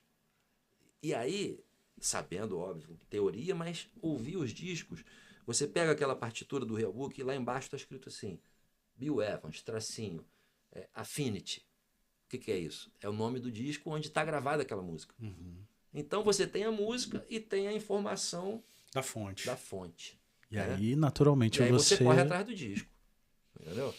Ou da fita cassete. E aí o Marquinho foi lá. Fui lá, ávido, tirando. De beber nas fontes. Escrevendo, aprendendo, entendeu?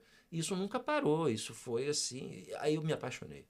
Eu tenho que admitir que eu me apaixonei pelo jazz, assim. E mantive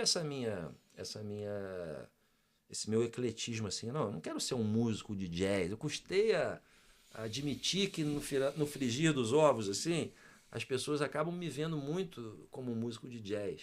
Sim. Mas eu sou também um músico de jazz. É uma coisa engraçada, Mas né? o mercado pede pra gente uma cara, né? Então, É mais fácil ser identificado com aquele rótulo, né? exatamente. Mas assim, forjado num caldo tão amplo e brasileiro, né? Eu vejo você como um músico brasileiro, assim, na sua essência, né? Assim, que tem essa versatilidade. Me lembro de uma conversa uma vez com o Canuto, dele falando isso com a gente, né?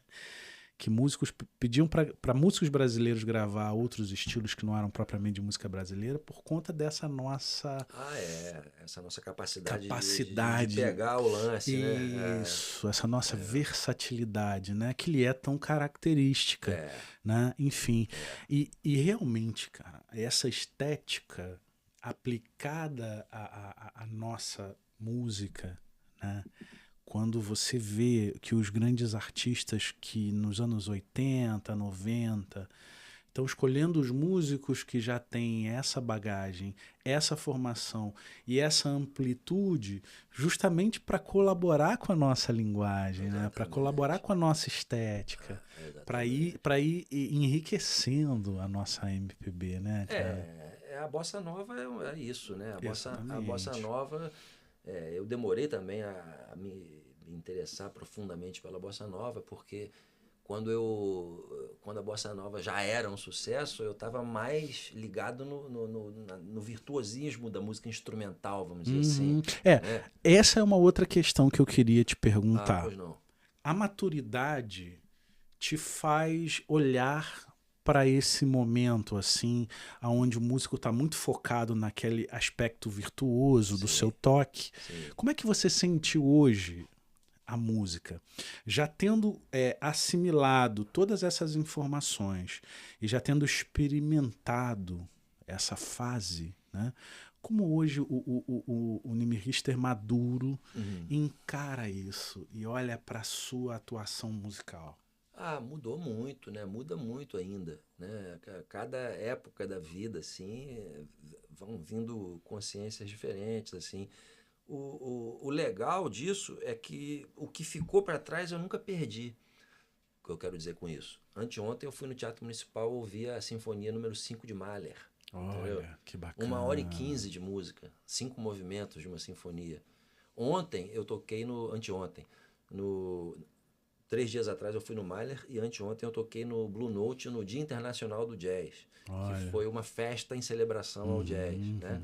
E aí tinham vários artistas, eu era um deles, tinham várias pessoas tocando e tal. Então, assim, eu olho para trás e eu continuo gostando das coisas que eu gostava, eu continuo tocando choro. Domingo passado a gente tocou no Choro da Ribeira, lá na Ilha de Paquetá. Que maravilha. Com maionese. Adoro. Ronaldo do Bandolim. Pois Esteve aqui comigo. Teve aqui, exato. Meu querido amigo. Eu também, adoro o maravilhoso. Ronaldo, fanzaço. Então é isso. Eu não sei se é isso que você perguntou, mas eu digo, eu continuo olhando para trás e gostando das coisas todas que eu toco, até das músicas do baile. Né? Agora, falando, por exemplo, como eu estava falando da bossa nova, né? Como eu estava natural da juventude, dos inícios, das primeiras paixões pelo estilo, por exemplo, pelo bebop. Tecnicamente não é fácil, você tem que aprender, por mais que eu já tivesse o preparo da música clássica, mas eu tinha que aprender aquele vocabulário, aquele sotaque, né? É outra língua, é música de norte-americano, né? Eu tinha que aprender aquele sotaque ali e demanda uma energia grande do músico isso, né? Porque você tem que se despir dos seus modelos já conhecidos, né? O jeito, os voicings, por exemplo, que são as maneiras específicas de fazer os acordes no piano, né? Eram diferentes, são diferentes.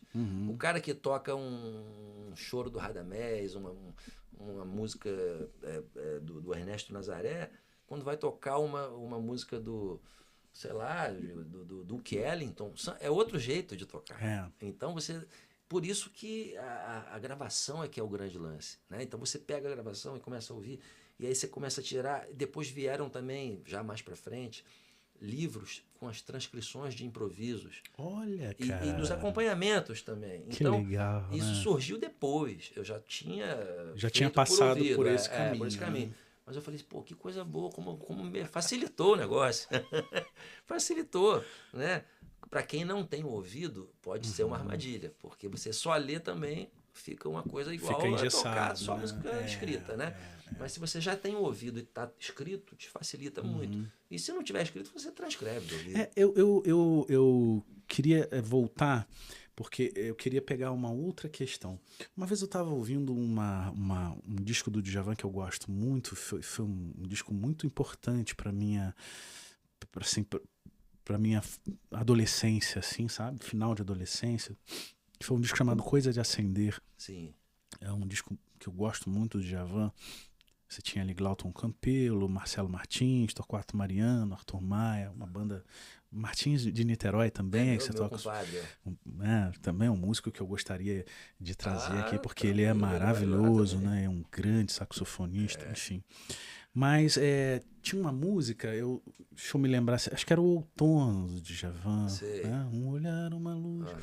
E na hora do improviso, o Campelo faz acordes, assim, sabe?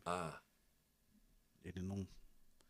E tinha um conhecimento profundo do jazz e poderia botar ali, frasear, né? E ele só faz acordes, ele deixa o peso da mão e deixa o instrumento soar, sim, né? Sim. Eu fiquei muito impactado por legal, aquilo, cara. né, cara? Porque eu fiquei pensando, olha a concepção desse cara, né, bicho? Que legal. Ele podia ter feito coisa pra caramba.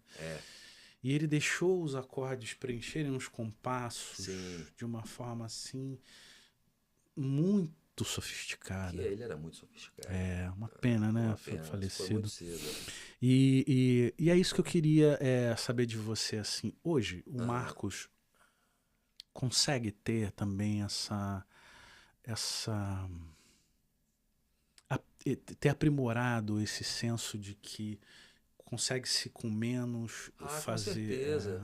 Acho que é um caminho natural da maturidade musical também. Né? Com certeza.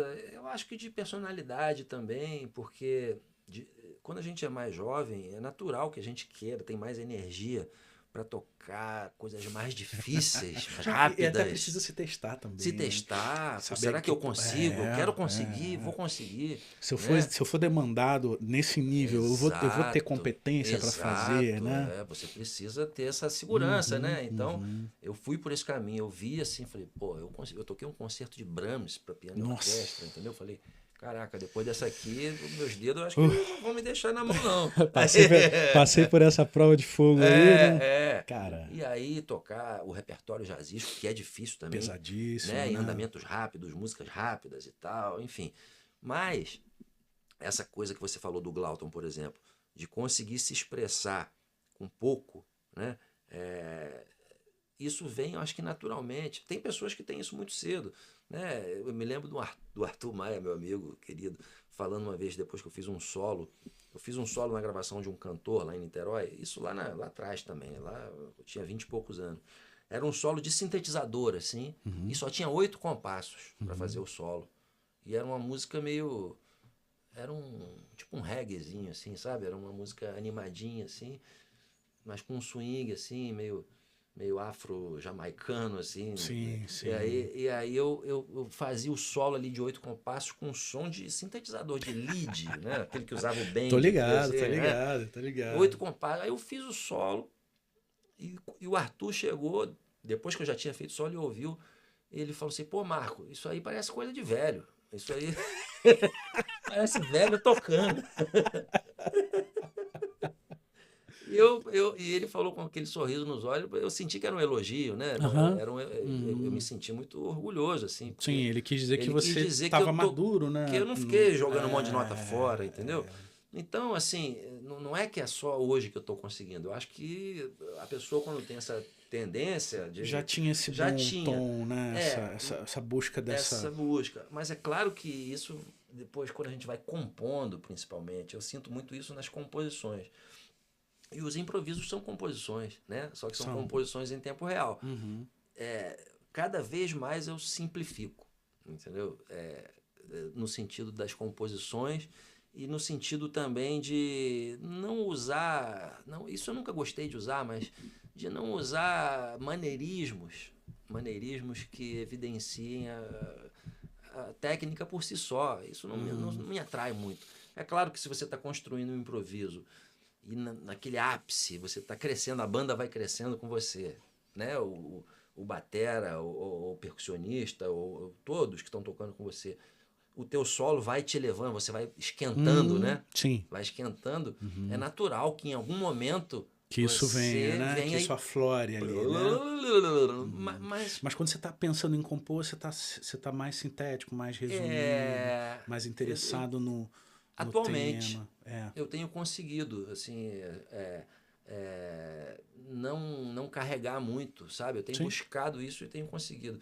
Eu, inclusive, gravei um disco agora que ainda não saiu, tá quase saindo, tá em fase de masterização. Tá para sair por aí? Tá para sair por aí, que é um disco autoral com 8 músicas e que tem momentos de virtuosismo nele. Tem. Mas eu gravei as 8 músicas num dia só e sem muitos takes, assim. Eu fazia 1, 2 takes, mesmo que tivesse um esbarrão, uma coisa Você já tem ideia de quando vai sair? Qual o nome do álbum? O nome do álbum eu tenho, é Transgênero. Transgênero. E esse nome é uma alusão justamente a isso tudo que a gente conversou aqui. Porque cada música é teoricamente num gênero. Sim. Tem um blues, tem um choro, tem um machixe, tem uma valsa. Então você se identifica como um transgênero musical. Eu sou um transgênero, musical. Que maravilha, Marcos. Você tem álbuns lindíssimos seus, tem coisas que você também canta. Isso foi uma experiência, cara, mas assim, é muito difícil. Para mim, tocar e cantar, sabe? Tocar e cantar. E eu não tenho pretensão de ser um cantor, pegar o microfone lá para frente e cantar. Mas eu queria te elogiar sempre, você tem uma voz muito bonita, Obrigado. Marcos. Você tem uma voz muito bonita. Inclusive, as coisas que eu ouvi de você cantando, tem aquela Sabiá que você fez. Sabiá. Sabiá foi lindo demais, que bom, cara. Pô, ficou muito bonito mesmo. Eu sei que não é o seu ofício em si de cantor, né? Mas ficou muito bonito, de muito bom gosto. Muito bom gosto Diogo, mesmo. Obrigado, cara. É um incentivo. Você falar isso é um incentivo. Porque... Acho, inclusive, que seria interessante você, inclusive, experimentar mais, assim, com mais liberdade, né? Pois não tem nada a perder. Pois é. Obrigado. Bom, Marcos, eu vou convidar você, vou pedir a ajuda do meu querido Iago para a gente botar os nossos fones aqui. Vamos ver se a gente consegue captar algumas coisas aí. Surpresa? Vamos ver se rola, Iago. Tem alguma coisa aqui que a gente separou? Que inclusive, tá, isso aí, olha, foi aquele episódio, vamos lá pro 1 e 10, 1 minuto e 10, esse foi o episódio que você, Milagre de Santa Luzia, né, que você tá tocando acordeon, que é uma outra... a gente nem falou do Nem acordeon. falamos disso, vamos falar disso aqui. Vamos ouvir um pouquinho do Marcos Nimiri, garotão aí, tocando. Olha aí, cara. Escandale linda, hein?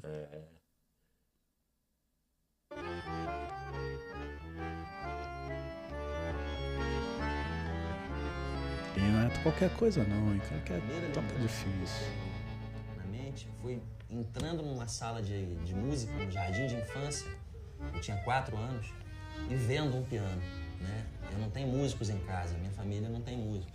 Então a primeira vez que eu vi um piano foi na escola, na sala de música do jardim de infância. E aquilo me magnetizou de uma tal forma, parecia que eu estava revivendo alguma coisa, parecia que eu estava reencontrando um velho amigo. E quando cheguei em casa, pedi a minha mãe para estudar piano.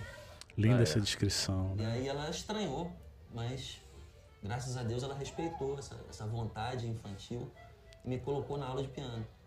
E aí entrei numa escola de bairro, uma escola, um conservatório que tinha, chamava Santa Cecília. Que legal, né? Já no ano essa seguinte história. eu fiz a primeira apresentação.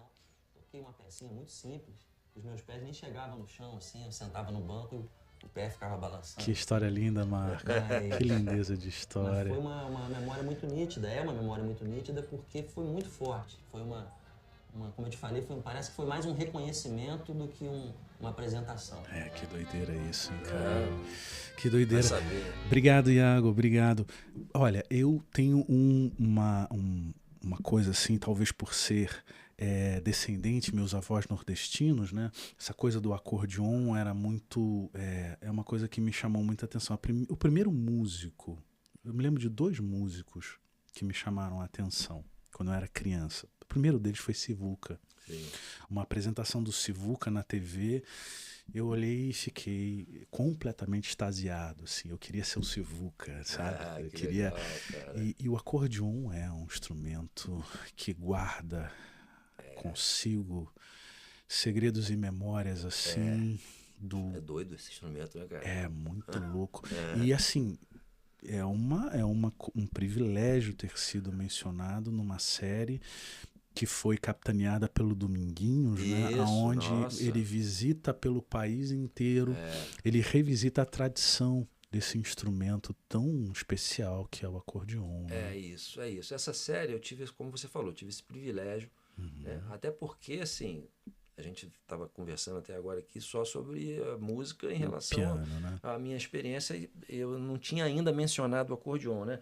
O acordeon surgiu na minha vida já adulto. Eu tinha 21 anos quando eu comecei a estudar, a levar a sério o acordeon. Né? É uma história um pouco longa, mas que tem a ver com a minha família. Meu avô paterno tinha um acordeon, o meu tio-avô materno tinha um acordeon, mas nenhum deles tocava. Então eu via o instrumento lá e ficava também naquele fascínio, como você falou. É um instrumento que carrega muitas, né, coisa de avô, de tio-avô e tal. Sim. Então eu tive sempre muita curiosidade, mas nunca tinha tido a oportunidade. Um dia o meu tio-avô me desafiou a tocar acordeon, né? E eu falei, tio, eu não sei tocar acordeon não, eu sou pianista. Isso na época do Maionese estava comigo nesse dia. Maionese estava nessa jogada aí? Lá na roça, em Minas. Em né? Minas, a isso? família da minha mãe, de Minas. Né? Legal. Então, Qual cidade lá? Alto Jequitibá. Alto Jequitibá. Cidadezinha muito pequenininha na Zona da Mata. Zona da Mata Mineira, né? E aí o Maionese, meu amigo, foi passar férias comigo lá, na época do carnaval e tal. A gente foi visitar esse tio, né? Tinha um sítio lá e tal. E eu falei, não toco, tio. Ele falou assim, como não toca? Você não é músico? Você não diz que é músico? Ele tava te espetando, você não diz que é músico? A sanfona velha do Raimundo aí. Raimundo era um peão que trabalhava no sítio, né? Ajudava ele na lavoura lá. Você toca piano, não vai tocar a sanfona velha do Raimundo? Vai tocar, sim. Vai tocar. Aí, cara, ele pegou a sanfona. Era uma sanfona pequena, ainda bem. Uma sanfoninha de acho que 16 baixos, não lembro muito bem, mas era uma sanfona pequena, mas eu nunca tinha pego, nunca tinha encostado numa sanfona na vida. E eu falei, caraca, meu tio, agora eu tô me obrigando a tocar, o que eu vou fazer aqui? E o Maionese lá contigo. O Maionese lá comigo. Aí eu, peguei a sanfona, nem sabia segurar, né, botar correia, não sabia nada. Mas eu peguei logo as teclas e comecei a fazer assim, vi que não... Sabia, óbvio, de ver claro. Que era outro sistema de produção de som, né? Aí eu tive uma ideia, eu falei, Maionese, eu não vou saber manejar esse fole aqui. Então foi o seguinte, eu vou botar no meu colo como se fosse um piano, assim, vou prender nas pernas, assim, sabe? A sanfona era pequena, cabia no meio das minhas pernas. Que aí prendi, assim, aí o teclado ficou assim, né? Aí eu falei, e você, Maionese, você fica do lado de lá? Aí onde você tá assim, né? Puxando assim, ó.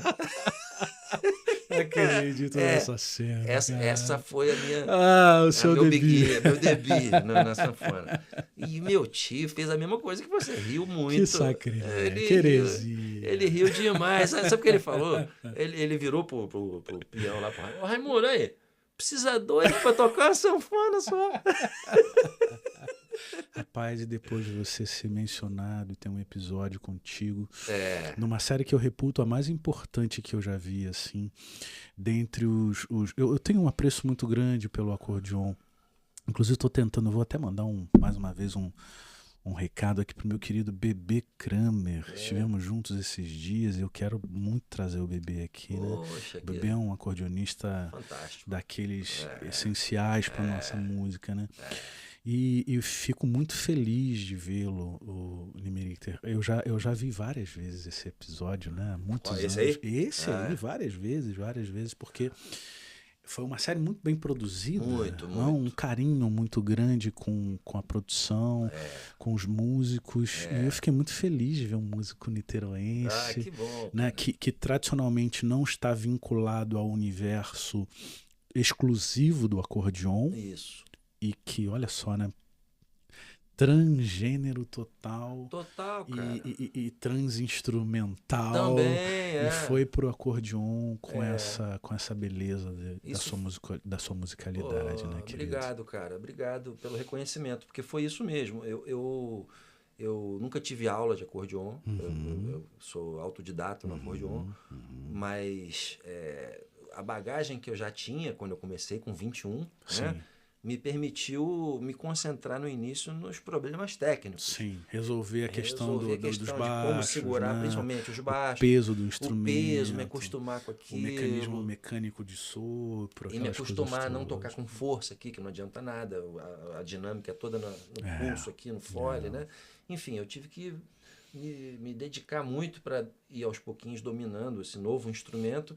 E o Henrique Cases foi muito importante, Henrique que esteve aqui também, foi muito importante na minha formação como acordeonista, porque ele percebeu que eu estava me esforçando para tocar acordeon e ele me lançou um desafio.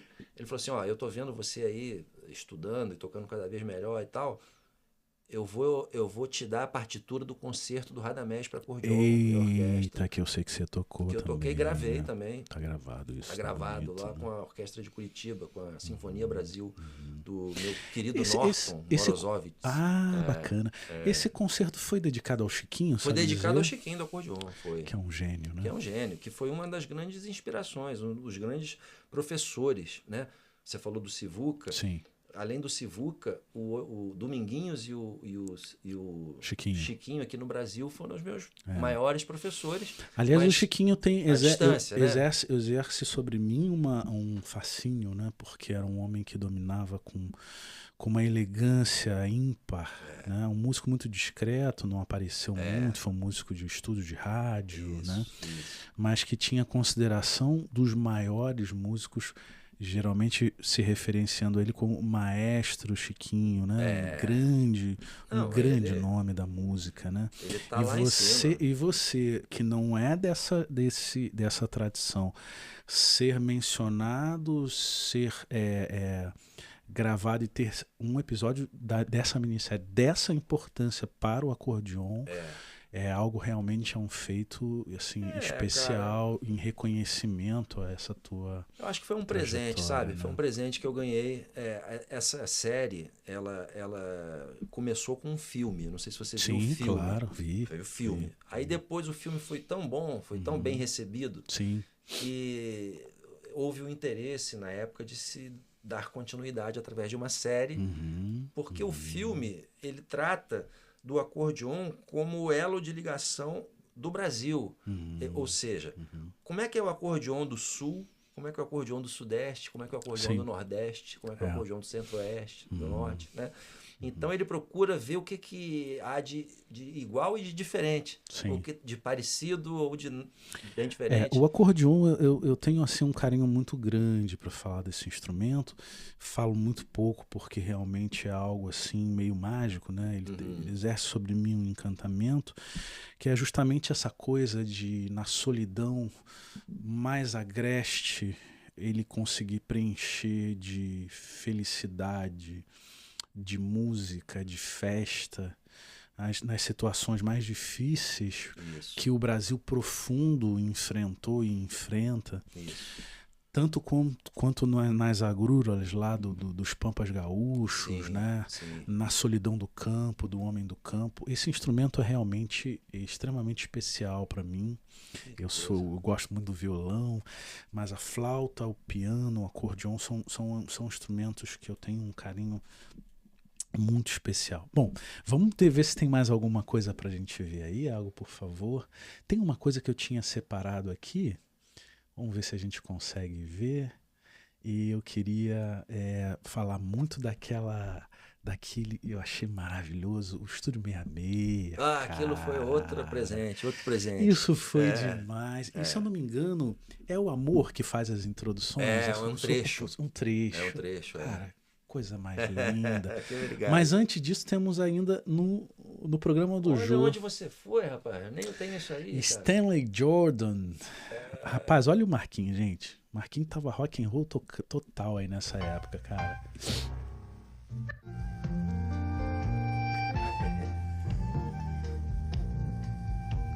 Insensatez.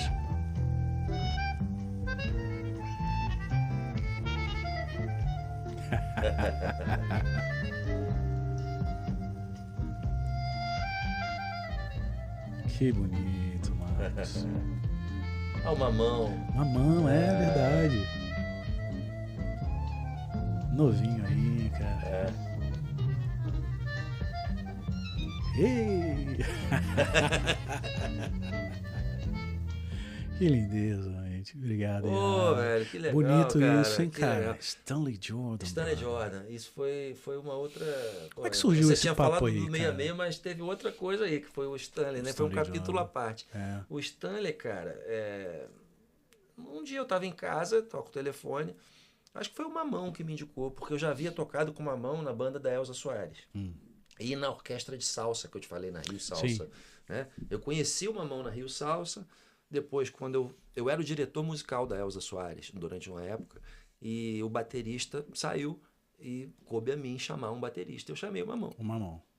E ele topou. O Azimuth, na época, não estava com uma agenda muito cheia, muito lotada. E ele topou. Deu pra fazer. Deu para fazer, mas foi um longo tempo. Fomos para Londres, fizemos o Brasil inteiro, vários lugares e tal. Caramba, que legal esse trampo, hein, brother? Foi muito legal. E a gente ficou amigo. Foi quando eu fiquei amigo do Mamão, né? Uhum. E aí o Mamão me indicou pro Stanley, porque o Stanley, ele a primeira vez que veio ao Brasil, não a primeira vez solo, porque ele tinha e tem ainda um negócio de guitarra solo, né? Como ele toca daquele jeito dele lá, que faz tudo sozinho, ele estava acostumado a tocar solo, mas pela primeira vez eu acho ele viria sozinho, mas queria uma banda brasileira, Sim. né? Baixo e bateria e piano. E aí o Mamão me indicou e foram 2 anos em turnê com ele, viajando pelo Brasil e tal. Caramba. Fizemos vários shows, fizemos um Canecão. Mas eu não sabia que tinha levado tanto tempo. Foram 2 anos. Assim, ele vinha Sim. numa parte do ano, ficava 3 meses aqui. E aí vocês rodavam o Brasil. Rodava o Brasil e tal. No ano seguinte foi a mesma coisa. E aí tu já tava com acordeon, né? E aí eu já estava tocando acordeon nessa época. Isso aí deve ter sido, sei lá, anos 2000, início, não sei. Eu comecei em 93, por aí. Cara, eu tinha uns 10 anos de acordeon, Que por aí, bacana no máximo. isso, hein, cara. Foi E muito aí- legal isso, hein? Não, e ele que também me Incentivou. incentivou, porque era para tocar piano, mas eu falei, eu toco acordeon também. Traz pro show, tá? Ele muito aberto, muito cabeça aberta. E nesse dia do Jô, o Diogo, tem um episódio que eu queria contar que Por ninguém favor. sabe. Ó, com Ninguém- exclusividade aqui no Pau exclusividade. Brasil. Porque o Jô, ele sempre falava, eu era eu assistia o Jô, né? Eu fazia parte da minha programação, né? Eu morava sozinho e gostava de ver o programa do Jô, sempre dormir tarde e tal. E aí eu sempre que via música, que tinha muita música, né? Quase Sim. sempre, ele apresentava os músicos, né? E aí nesse dia, e eu já tinha ido outras vezes no Jô, tocar com outras pessoas, outros artistas, com outros né? artistas acompanhando e tal, e ele apresentava. E nesse dia ele não apresentou. Eu não sei o que aconteceu, que ele não apresentou. É estranho, né? Estranho. Eu até fiquei meio chateado, falei, porra, não me apresenta. Logo hoje, logo Logo agora, agora. que tô com o Stanley Jordan aqui, não vai falar nosso nome, meu nome e Fazer tal. uma médiazinha aqui, né? Não, e aí, só que ele apresentava antes, né? Geralmente. Ele apresentava e começava. Começava o show, né? Só que aí, quando começou a música, que a gente ouviu agora, um trecho, né? O Insensatez, Insensatez, sim. o Stanley Jordan simplesmente não improvisou. Ele deixou o solo só para mim. E ele mesmo, não foi, né? Ele quis te ouvir Ele improvisar. quis me ouvir. Ele quis me ouvir improvisar. Ele ficou tão assim, envolvido ali, que na hora que seria o solo dele, ele voltou para a melodia e acabou a música. Caramba, E aí então eu você lembro- foi o improvisador desse tema. Desse aonde, tema. aonde o Stanley Jordan, teoricamente, iria O convidado desenvolver. era né? ele, eu tava na banda, né, entendeu? Mas a gente já vinha fazendo essa música na turnê e tinha essa coisa do Esse acordeon. bate-bola aí, né? Eu já tocava acordeon. Mas aí eu lembro, o que eu queria contar, que ninguém sabe, é que quando desligaram as câmeras, que acabou, o Jô ficou assim, pô, não entendi nada. O cara veio aqui, não falou. Ele reclamou porque o Stanley Jordan não improvisou. Porque ele, pô, o cara veio aqui pra ouvir, ele falou, cara, ele não tocou nada. ficou encantado ali, ele ficou viajando Ele viajou na minha música onda ali, abriu mão. é. Ele é um cara muito legal. E é isso, né? Tá ali pra música, É né? isso aí. Tá ali pra música. É isso. Iago, temos mais alguma coisa aqui do nosso querido Marcos Nimrichter? Eu quero ver o Estúdio 66, cara. Vamos ver se tem algum vídeo dele aí. Por gentileza. Mais uma vez agradecendo ao Iago Martins, meu querido Iago, pelo auxílio luxuoso. Estamos aqui. Arthur Maia. Pô, não faz isso não. Vamos ver se é o emoção. Arthur Maia. Se eu não me engano, é o Arthur Maia tocando Abismo de Rosas. Pode ser. A gente Vamos gravou ver? 2 músicas. Eu não sei qual que é essa aí. Vamos ver um trechinho, por favor. No programa de hoje, a gente recebe o contrabaixista Arthur Maia. Esse também, né, cara? Pô, né? Esse também mobiliza a gente, né? Putz. Olha o som dele.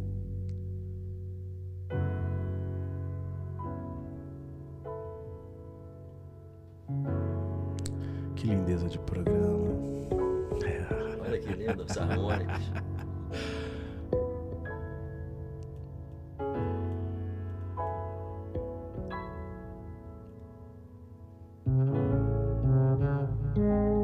Puta, que é isso mesmo. Rapaz, isso aí mexe muito com a gente. Só tem ali, acho que botaram o garoto, mas é canhoto, né? Canhoto, deve ter sido canhoto. um erro da produção. Isso aí é o clássico do violão, né, cara? O repertório violonístico tem que passar por Américo Giacomino, canhoto. Não, e essa leitura dele no baixo fretless, que coisa linda, né, cara? A genialidade desse cara, né? É um gênio. Você tocou muito com ele, né? Muito. E E a genialidade dele ia além da música, né? Porque, assim, grandes músicos nós temos, graças a Deus, nós temos muitos, né? Uhum. Mas ele tinha uma genialidade que ia além da música no sentido de agregar pessoas em volta dele e de ter um carisma acima da média, muito acima da média. Ele tinha essa energia, né, cara? Engraçado. Você vê nas entrevistas, eu não conheci pessoalmente, mas nas entrevistas dele, nas bandas com que ele tocou, ele tinha uma energia especial. Uma né? luz mesmo, uma coisa, uma energia que atraía os outros. Sim. Era difícil. E olha que ele aprontava, hein? Ele aprontava, ele marcava as coisas, depois fazia diferente, sabe? Esse tipo de coisa. Sei qual é. Muito, era de praxe.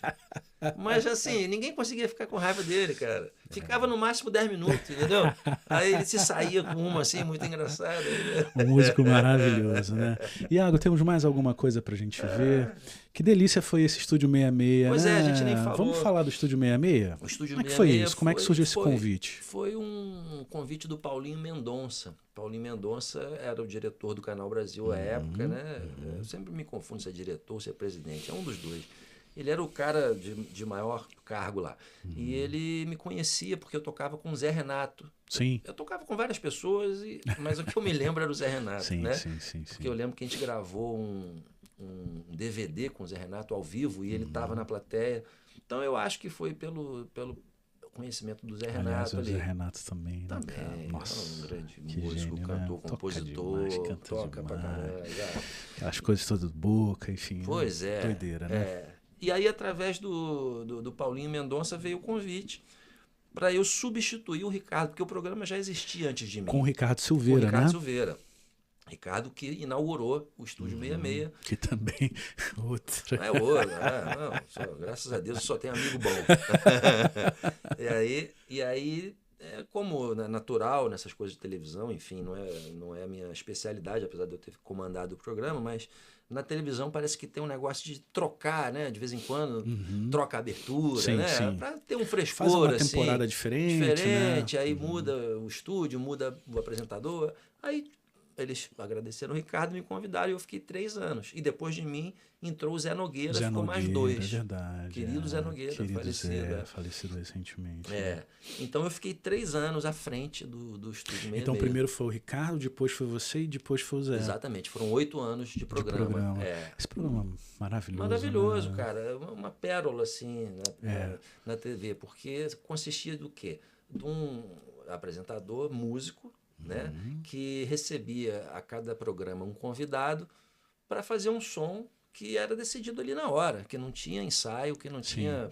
Mas sempre de muita qualidade, né? Sempre, e de muito ecletismo também. Por isso Olha, vocês estão tocando... Cara, eu jamais ia imaginar que o Arthur Maia ia fazer Abismo de Rosas contigo ali. Isso. Nessa versão, assim. Além do ecletismo do Arthur e meu, tinha um ecletismo de eu receber pessoas também muito ligadas a um gênero, por exemplo. Iam chorões, só chorões. Ia pessoal que tocava assim, música mineira, entendeu?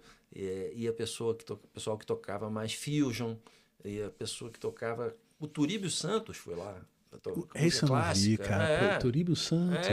Cara, entendeu? que legal, brother. Mas tinha um negócio de que tinha que levar um som comigo. E como é que rolava isso? Vocês, na hora, deixavam fluir as coisas? Na hora. Tinha muito Até porque eram 3 programas gravados por dia. O canal lançava um por semana. Mas a gente gravava 3 num dia. Sim. Então, de manhã era um, parava para almoçar, de tarde era outro. E depois de tarde, um cafezinho e já fazia o terceiro. Então não dava tempo, cara. Eram 26 nada, né? programas por temporada. Então assim... Trabalheira, né? Não dava para ficar ensaiando, programando. Aí o cara chegava lá, o convidado, alguns levavam partituras muito bem escritas. Outros não. Outros nem sabiam o que queriam tocar. Entendeu? E aí fluía. Bacana. Vamos ver se tem mais alguma coisa pra gente ver. Essa abertura, bota do comecinho, bota do comecinho ali, por favor. Porque essa abertura é linda. Eu adoro esse tema de abertura, que é a composição sua, esse trechinho. Não sei. Vamos ver lá do comecinho, Iago, por gentileza? Eu adorava essa parte gráfica, visual. Linda. Você fala a abertura do programa. Abertura do programa. Com certeza, composição minha. Composição sua, né? Olha isso, gente. Olha que bom gosto. Que lindeza, né, Marco? É um trecho da música.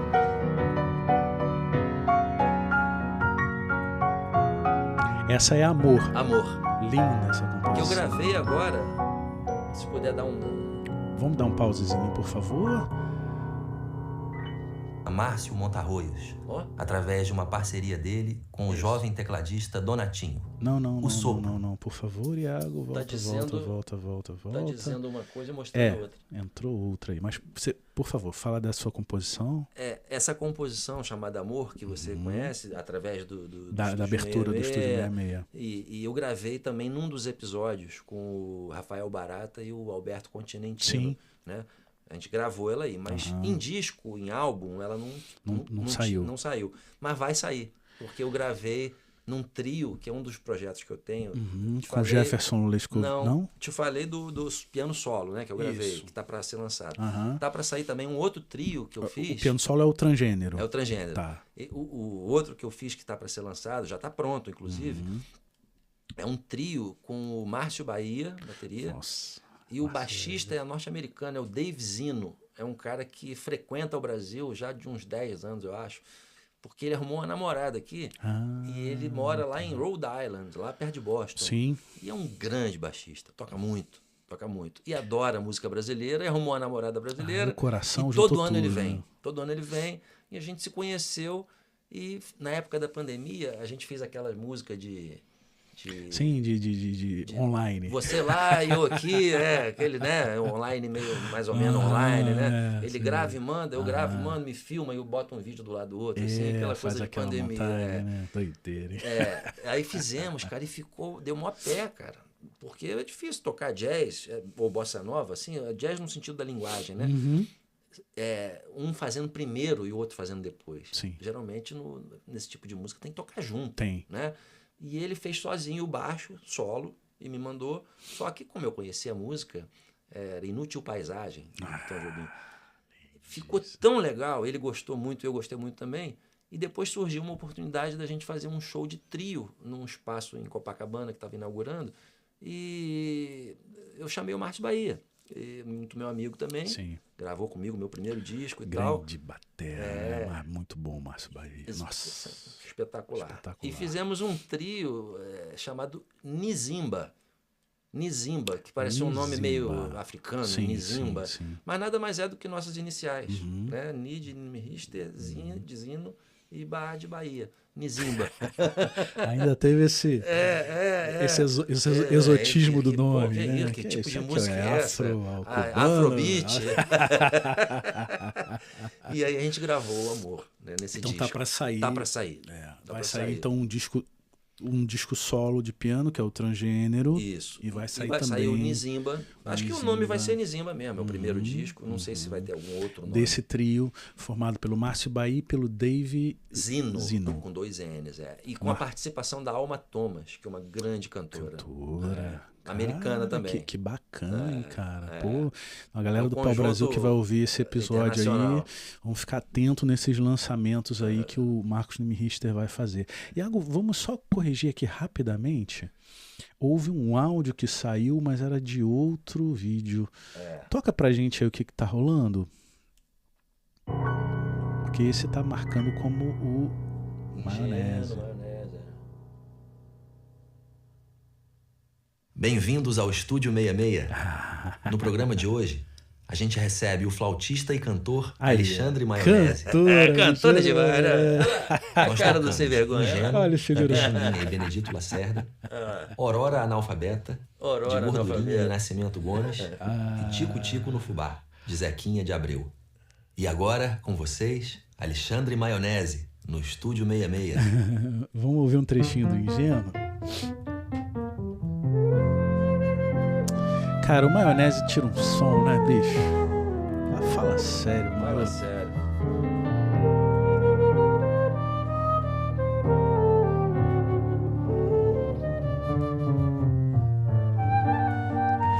Marcos Bigodão. Bigodão. Ô, Maiô, cara, adoro teu som, meu irmão. Eu também. Você é demais, Te amo, cara. meu irmão. Você é demais.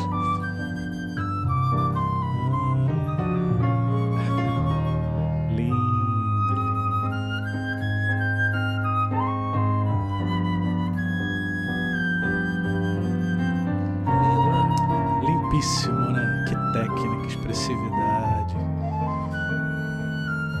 A gente aqui te adora, mãe.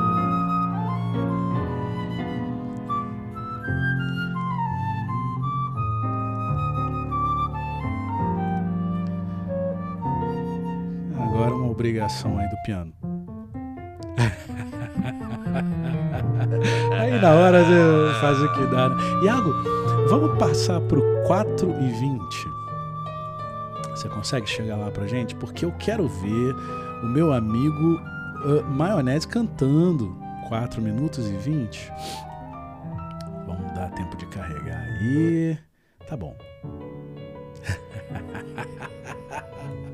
Ô, Maiô, você é cantor, Ele né, me cara? surpreendeu nesse dia, cara. Porque fazia tempo que eu não ouvia. E ele veio com essa. Eu conheci uma dona boa lá em Cascadura, grande criatura. Isso é coisa do pai dele. Mas O pai não dele sabe gosta de ler, cantar nem também. tampouco escrever. Mas ela é bonitona, bem feita de corpo e cheia da nota. Mas só que escreve gato com J. Grande Escreve cantor. saudade com C pra você ver. Ela me disse outro dia que tava doente, sofrendo de estrombo. Eu levei um tombo, caí durinho pra trás. Eu disse assim, já é demais. Ela diz ali, Quero saber quando vai lançar o disco. aliou pra não ir motocicleta. A gente Diz tem um que plano adora de feijoada gravar um disco juntos. completa. Ela é errada demais. Cantando? Viu, Tomara, por que não? Tomara, por que não? Ó, é isso aí, né? Muito afinado, cantando muito bem. E essa música é difícil de cantar, né? Não, o Maionese é muito talentoso. Ele é demais, Muito né, talentoso. cara? E uma pessoa boa, né? Muito boa. Muito irmão, boa, gente. irmão. Vamos ver o que temos ainda, Iago? Vamos ver se temos Esse mais programa foi gravado em 2010, isso já tem 15 anos, cara. Caramba, brother. 15 anos já, cara. Se vocês estão nos ouvindo em 2025, tem 15 anos. Tem 15 anos. Nossa, rapaz. Vamos ver a próxima aqui que a gente tem. Estou te explorando aqui, já vamos encaminhando para o nosso fim, mas não seria este. Acho que eu não. Esse é do Donatinho. Um vídeo que eu te mandei. Deixa eu só conferir aqui, Iago. Talvez eu tenha te mandado Esse link pode ser isso. Vamos ouvir. Vamos ouvir. Um trechinho.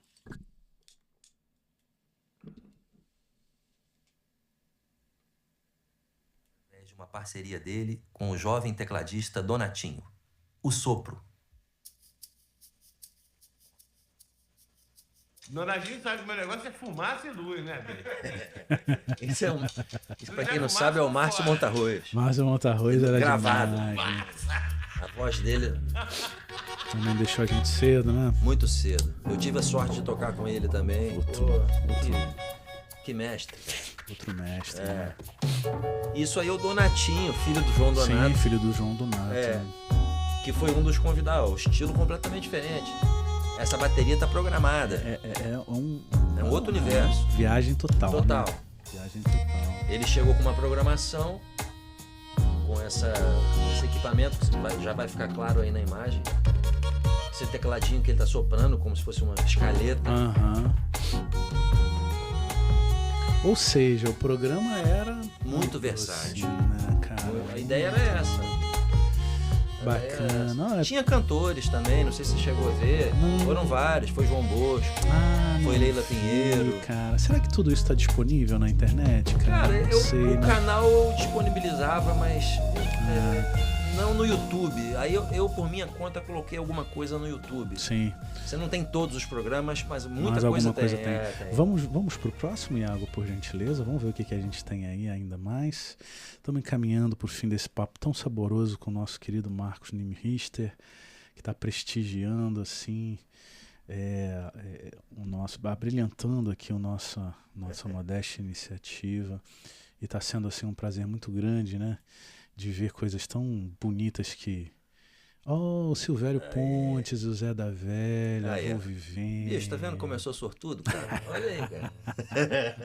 O Zé. Silvério que teve aqui, um abração pra você, meu amigo Silvério.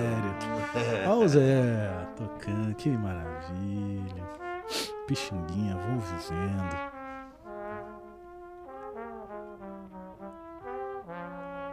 A menor Big Band do mundo. Né? São demais, né? É demais. Isso aí, cara, faz parte daquele repertório lá do início da minha formação. Da sua formação do Chorando Junto. Você vai ver que eu não tô nem lendo partitura aí. Essa música eu sei de Já cor. tá, já tá na veia, assim né? como o Ingênuo também, que a gente ouviu agora. E a sonoridade que esses dois conseguiram. Isso foi uma sacada do Silvério, né? Porque foi o Silvério que convidou o Zé pra fazer o duo, né? E foi uma sacada dele genial. Foi. Porque o Zé tem uma linguagem, né? Um jeito de tocar muito próprio, e ficou associado com o choro. E o Silvério ama o choro. Sim, o choro você sabe muito bem. Silvério. E aí eles conseguiram fazer esse duo. Esse estilo do Zé, da Velha, né? Assim, é difícil você ver um músico que faça esses contrapontos dessa forma, né? Nesse jeito específico de tocar, bem assim ao estilo Pixinguinha, aqueles chorões velha guarda. Tanto que ele é o Zé da Velha. Porque ele tocava com o pessoal da velha guarda. Tem uma outra história, tinha uma velha aí também que era apaixonada por ele, mas... Jamais saberás. Iago, temos mais alguma coisa ainda? Tinha um vídeo que eu queria ver. Vamos ver se a gente consegue partir pro próximo. Que piano lindo, hein, cara? Maravilhoso. Isso era gravado aonde? No Estúdio Mega, no Maitá. No Maitá. E eu tenho que salientar também o som do meu amigo Duda Mello. Duda Mello. Ele é um grande técnico, engenheiro de som. Sim. E foi ele que tirou esse som de todas as temporadas. Parabéns, hein? Parabéns, muito bem tirado o som. O som né? ficou muito bom. E olha bom. que é som de televisão, que sempre tem uma redução para ir para televisão. Mas, cara, ele tirou um esse eu gosto muito também, cara. Com Jaquinho. Jaquinho Moreira. Que é uma sensibilidade. Olha o som. Olha que ele tirou. Esse ficou bonito mesmo, cara. Esse ar livre aí. Olha isso, cara. Demais, né? Os harmônicos. Olha isso, cara. Olha isso. O Jaquinho é um grande músico. Um grande arranjador também. Olha a sonoridade desses... Meu Deus do céu. Que riqueza a nossa música, né?